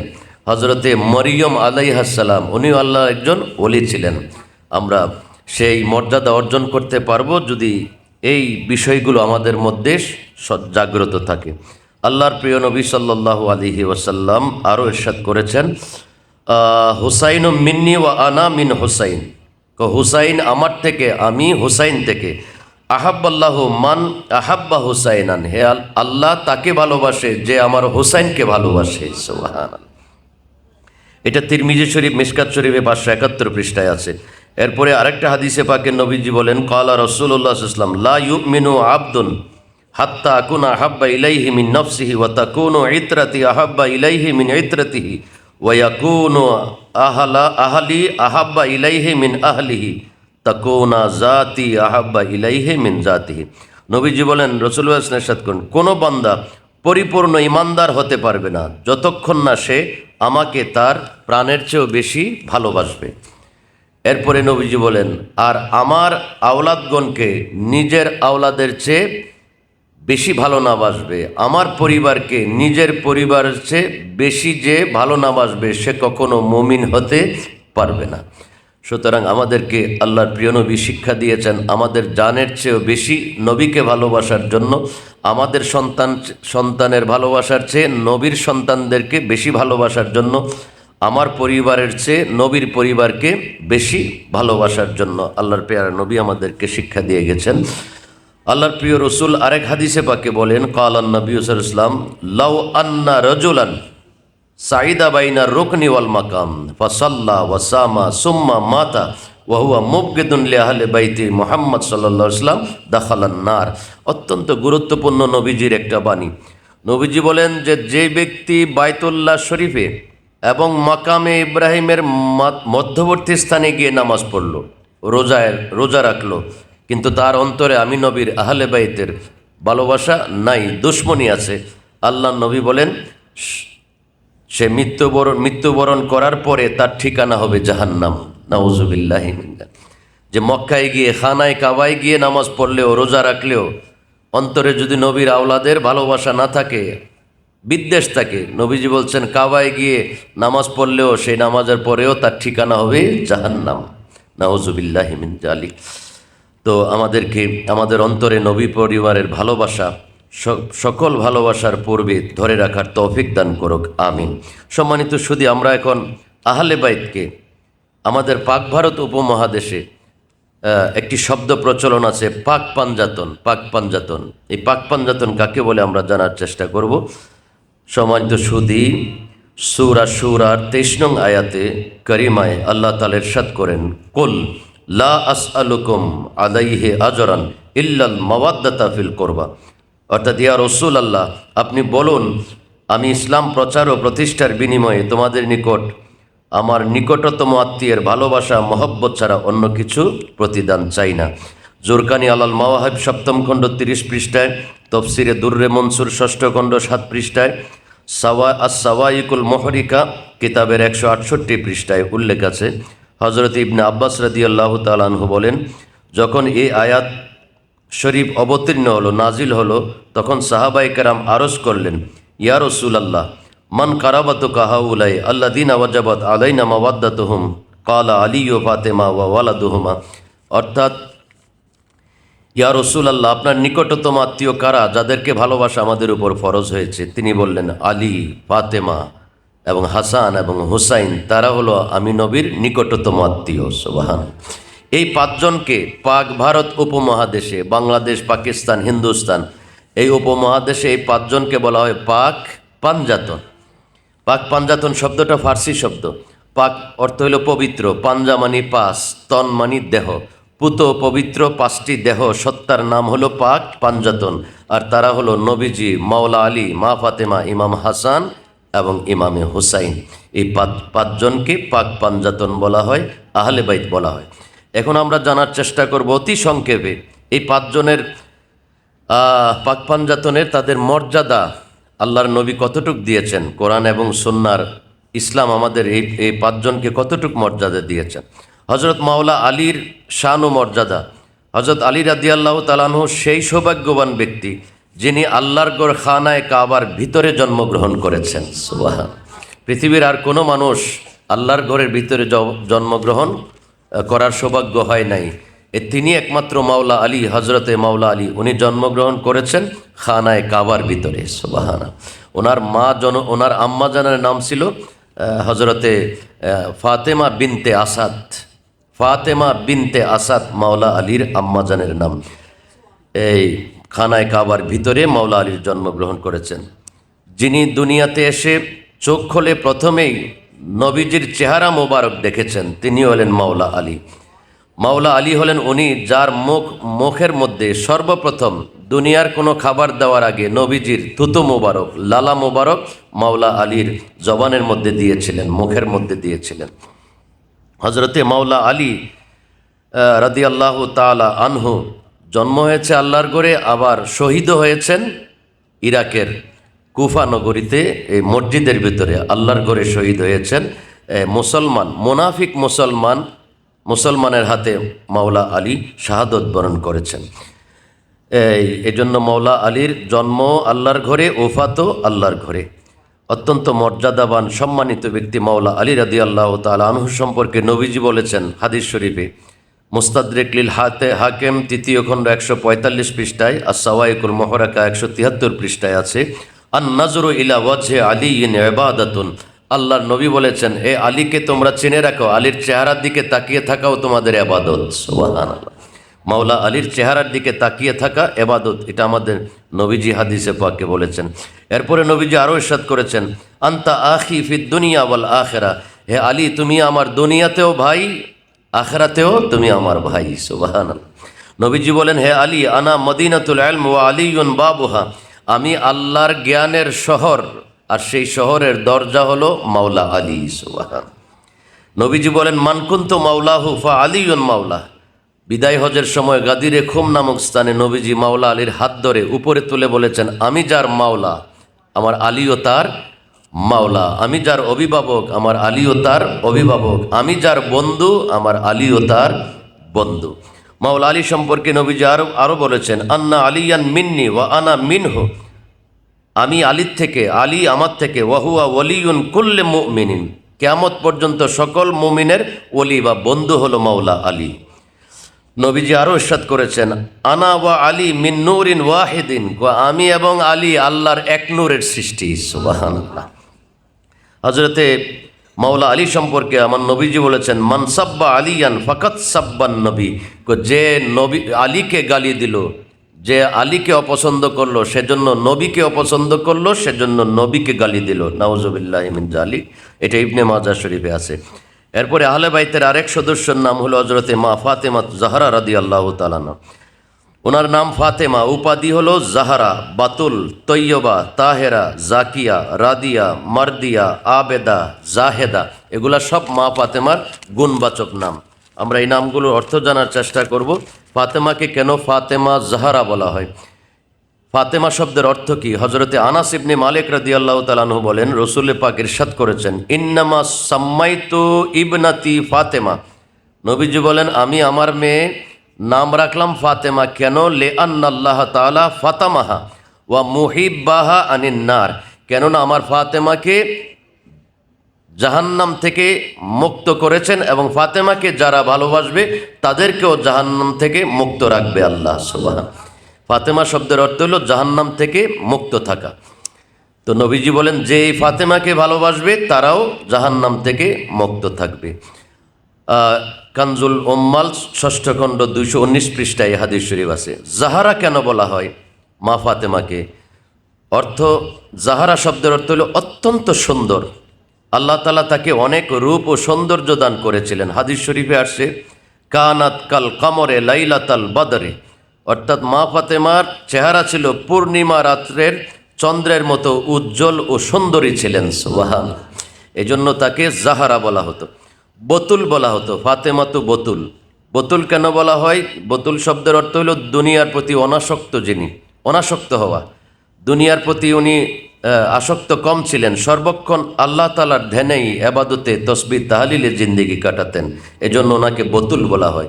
ওনার আরেক নাম তৈয়বা, অর্থাৎ যে তৈয়বা তাকে বলা হয় যে ভিতরগতভাবে যে পুত পবিত্র, ভিতরগত ভাবে যিনি পুত পবিত্র, যার মধ্যে কোনো আপনার এই অন্যরকম খারাপ চিন্তা ভাবনা যার মধ্যে ছিল না, যিনি সবসময় যিনি পবিত্র ছিল, যার, ওনাকে বলা হয় তৈয়বা। যেহেতু তিনি বাল্যকাল থেকেই রাসূল ইসলামের সোহবতে আত্মশুদ্ধি এবং জাহিরি ও বাতিনি পবিত্রতা অর্জন করেছিলেন, তাই ওনাকে তৈয়বা, তাহেরা, জাকিয়া বলা হয়। ওনাকে বলা হতো আবেদা ও জাহেদা। তার পুরো জীবনটাই ধার্মিকতা ও এবাদত বন্দিগিতে অতিবাহিত হয়েছে, তাই তাকে আবেদা বলা হয়, জাহেদা বলা হয়। খাসাইসে কোবরা কিতাবের 45 পৃষ্ঠায় ইমাম জালালউদ্দিন সুয়ুতি রহমতুল্লাহ আলাইহি উল্লেখ করেন, হাসরের দিন বলা হবে, ইয়া আহলাল জামা গজ্জু আবসারাকুম আন ফাতেমা বিনতে মুহাম্মদ হাত্তা তামুররু, হে হাসরবাসী, যারা হাসরে সবাই দাঁড়িয়ে আছেন, আপনাদের চক্ষু বন্ধ করেন, নিম্নগামী করেন, নবীজির কন্যা ফাতেমা এখন আপনাদের সামনে দিয়ে যাবে। সুবহানাল্লাহ। মা ফাতেমাতু জাহরার হাসরের ময়দানের শান। নবীজি ইরশাদ করেছেন, ফাতেমাতু সাইয়্যিদাতুন নিসা আহলিল জান্নাহ, আমার ফাতেমা হলো জান্নাতের সকল রমণীদের সর্দারিনী। সুবহানাল্লাহ। তফসিরে রুহুল বয়ান শরীফের 5ম খণ্ডে 227 পৃষ্ঠায় উল্লেখ আছে, লাম্মা নাজালা আলাইহা মালাকুল মউত লাম তারদা বে কবজাতে ফাকাবিদাল্লাহু রূহাহা, যখন মালাকুল মউত আজরাইল আলাইহিস সালাম মা ফাতেমার রূহ মুবারক নেওয়ার জন্য নাজিল হয়েছেন, এসেছেন, তখন মা ফাতেমা তার হাতে ওনার রূহ কবজ করার অনুমতি দেন নাই। মা ফাতেমা রাদিয়াল্লাহু তাআলা আনহা ফাকাবিজাল্লাহু রূহাহা, পৃথিবীতে একজন মানুষ যার রূহ স্বয়ং আল্লাহ রব্বুল আলামিন রূহ হরণ করেছেন, তিনি হলেন সাইয়্যিদা ফাতেমা রাদিয়াল্লাহু তাআলা আনহা। আর সকল মানুষের রূহ আজরাইল ইসলাম নিয়েছেন, একমাত্র মা ফাতেমার রূহ মুবারক আল্লাহ তাআলা স্বয়ং নিজের হাতে কবজ করেছেন, তিনি ছিলেন মা ফাতেমা রাদিয়াল্লাহু তাআলা আনহা। নবীজি ইরশাদ করেন, খায়রুন নিসায়ে মিন উম্মতি ফাতেমা বিনতে মুহাম্মদ সাল্লাল্লাহু আলাইহি ওয়াসাল্লাম, আমার উম্মতের মহিলাদের মধ্যে, নারীদের মধ্যে সর্বোত্তম নারী হলো আমার কন্যা ফাতেমা। সুবহানাল্লাহ। নবীজি আরও ইরশাদ করেছেন, খানা আহাব্বুন নিসা ইলা রাসূলিল্লাহ সাল্লাল্লাহু আলাইহি ওয়াসাল্লাম ফাতেমা ওয়া মিনার রিজালে আলী।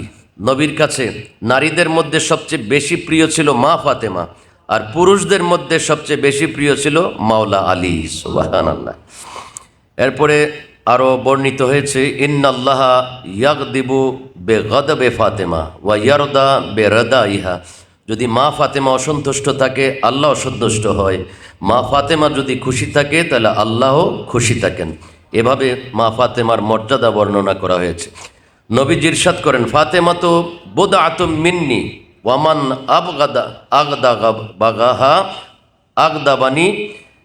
ফাতেমা আমার কলিজার টুকরা, যে তাকে কষ্ট দিল সেজন্য আমি নবীকে কষ্ট দিল। সুবহান।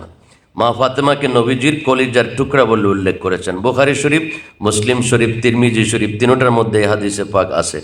ইমাম হাসান এবং হুসাইনের মান ও মর্যাদা শান সম্পর্কে প্রিয় নবী বলেছেন, ইন্নাল হাসানা ওয়াল হুসাইনা সাইয়্যিদা শাবাবে আহলিল জান্নাহ। হাসান হোসেন কে তোমরা জেনে রাখো, হাসান হোসেন হলো বেহেশতের সকল যুবকদের সর্দার। সুবহানাল্লাহ। কালান নবী সাল্লাল্লাহু আলাইহি ওয়াসাল্লাম, আল্লাহর প্রিয় নবী আরও ইরশাদ করেছেন যে ইমাম হাসান এবং হুসাইন সম্পর্কে, হুসাইন মিন্নি ওয়া আনা মিন হুসাইন।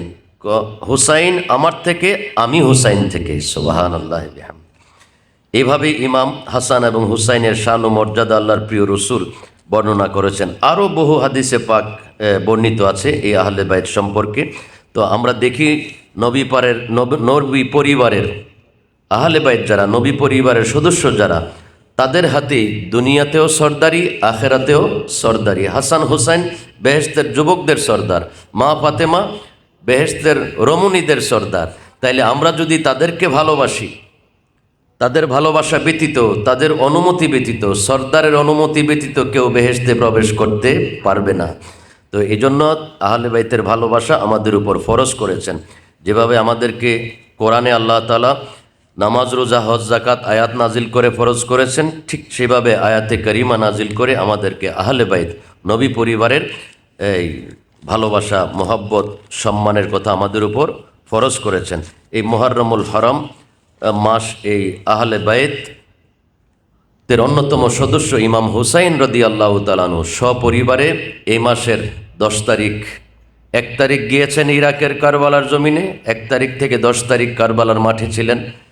10ই মুহররম এই মুনাফিক মুসলমানেরা, অর্থাৎ এজিদের অনুসারীরা, সেই আওলাদ রসুল, আহলে বাইত রসুল ইমাম হুসাইন রাদিয়াল্লাহু তাআলা আনহু এবং তার পরিবারের অনেক সদস্যকে শহীদ করেছেন এই কারবালার জমিনে। এই জন্য মুহররম মাসের এই 10 তারিখটা অত্যন্ত স্মরণীয়, ইতিহাসের আলোকে আমাদের মাঝে।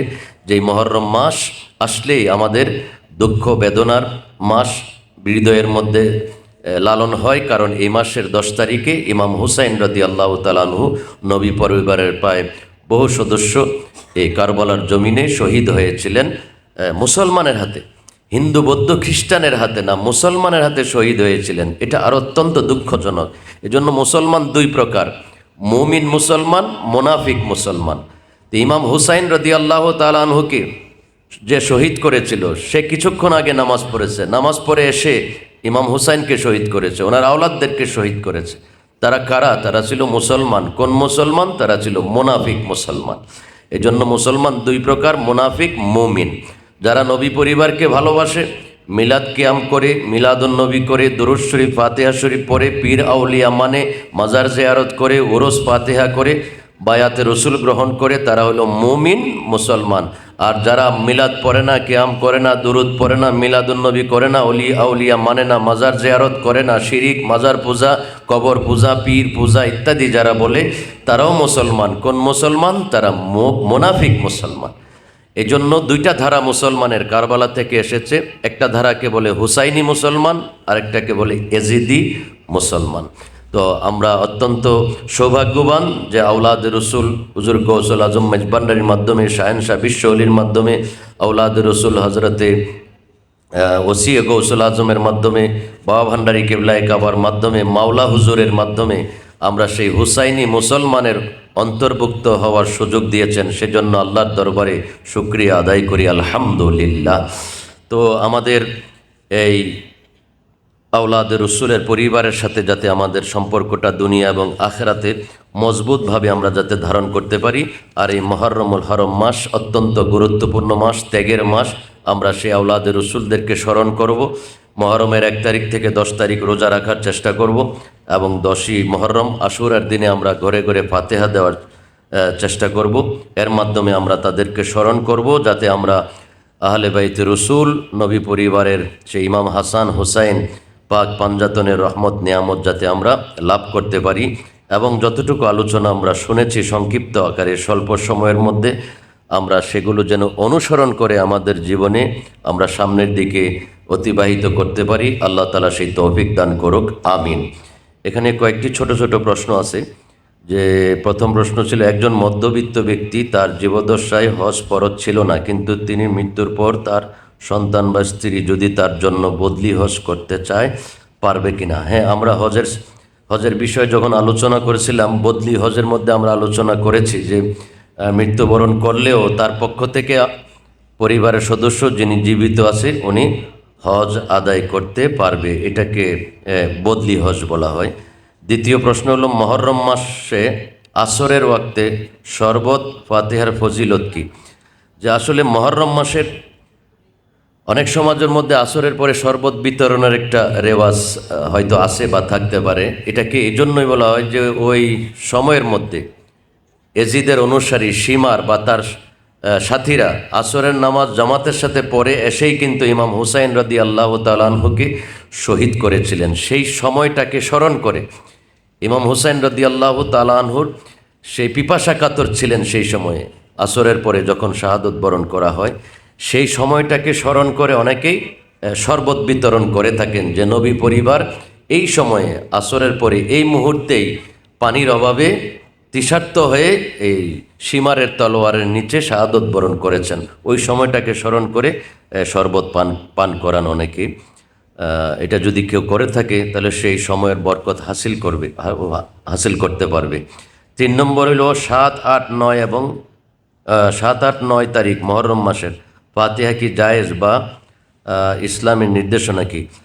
আমরা এই বিষয়ে একটা দলিল মুহররম মাসের হজের আলোচনার মধ্যে আমরা শুনেছি, মুহররম মাসের ফাতিহা কি জায়েজ। এই মুহররমের আলোচনায় আমরা ফাতিহা শুনেছি, ফাতিহার ব্যাপারে আলোচনা আমরা গেছে যে মুহররমের 1 থেকে 10 তারিখ বা শুধু 10 তারিখ অথবা 7, 8, 9 যেই তারিখগুলোর কথা উল্লেখ আছে, এগুলো 1 থেকে 10-এর ভিতরে, 7 ও 10-এর ভিতরে, 8, 9, 10-এর ভিতরে।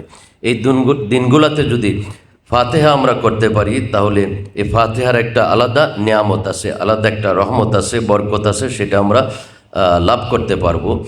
এটা শুধু 7, 8, 9 নয়, মুহররমের 1 থেকে 10, এই 10 দিন যদি করতে পারি সেটা আরও উত্তম।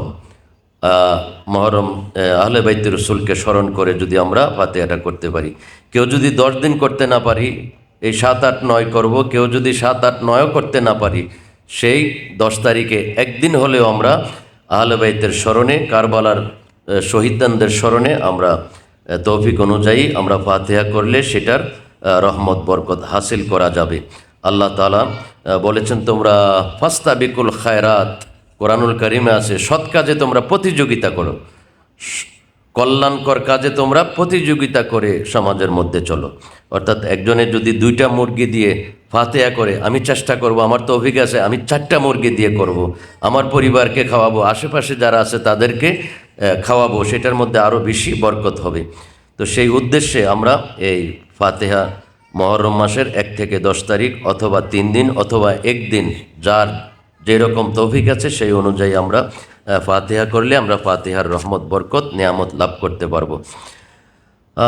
তাহাজ্জুদ নামাজের কথা, তাই প্রশ্ন হলো, ছোটোবেলা থেকে শুনেছি একটু ঘুমিয়ে উঠে তাহাজ্জুদের নামাজ পড়তে হয়। এখন মানুষ নানা কারণে, পড়াশোনার কারণে সারা রাত জেগে থেকে তারা কীভাবে কোনো নিয়মে এই নামাজ পড়বে?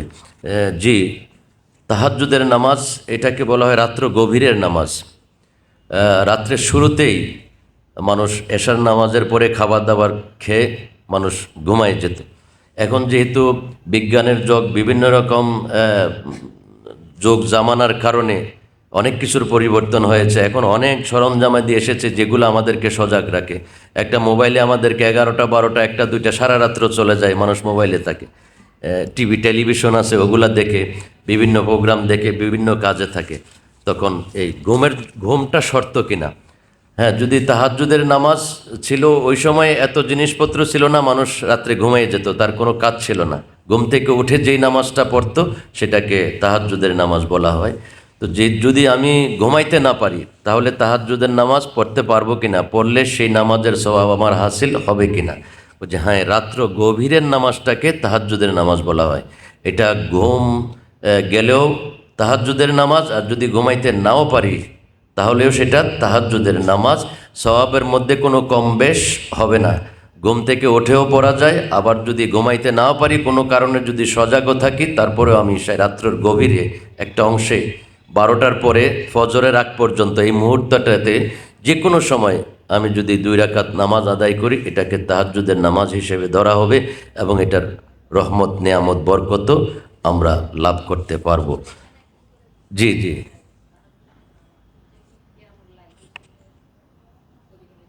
এর সকল নফল নামাজকে কিয়ামুল লাইল বলা হয়। বিশেষ করে আমরা আগে আলোচনাটা শুনেছি, হাদিসের মধ্যে কিয়ামুল লাইলকে বিশেষ করে তাহাজ্জুদ নামাজকে বলেছেন।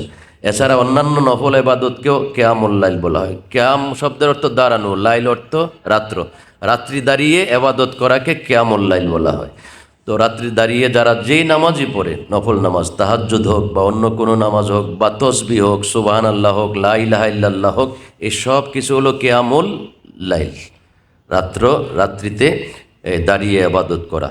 তো দাঁড়ায় বিশেষত নামাজই পড়া হয়, এজন্যই তাহাজ্জুদের নামাজটাকে কিয়ামুল লাইল বলা হয়েছে। তসবিহ অনেক সময় বসে বসেও আমরা আদায় করি, সুবহানাল্লাহ, লা ইলাহা ইল্লাল্লাহ। আর কিয়ামুল লাইল বলা হয়েছে এজন্য যে এই রাত্রিতে যে দাঁড়ায় নামাজ আদায় করা হয়, এই নামাজটাকে কিয়ামুল লাইল বলা হয়েছে। তো এটা আমরা যত বেশি আদায় করতে পারবো ততই আমাদের জন্য কল্যাণকর হবে। দুনিয়ায় শান্তি, পারিবারিক শান্তি, ব্যক্তিগত শান্তি।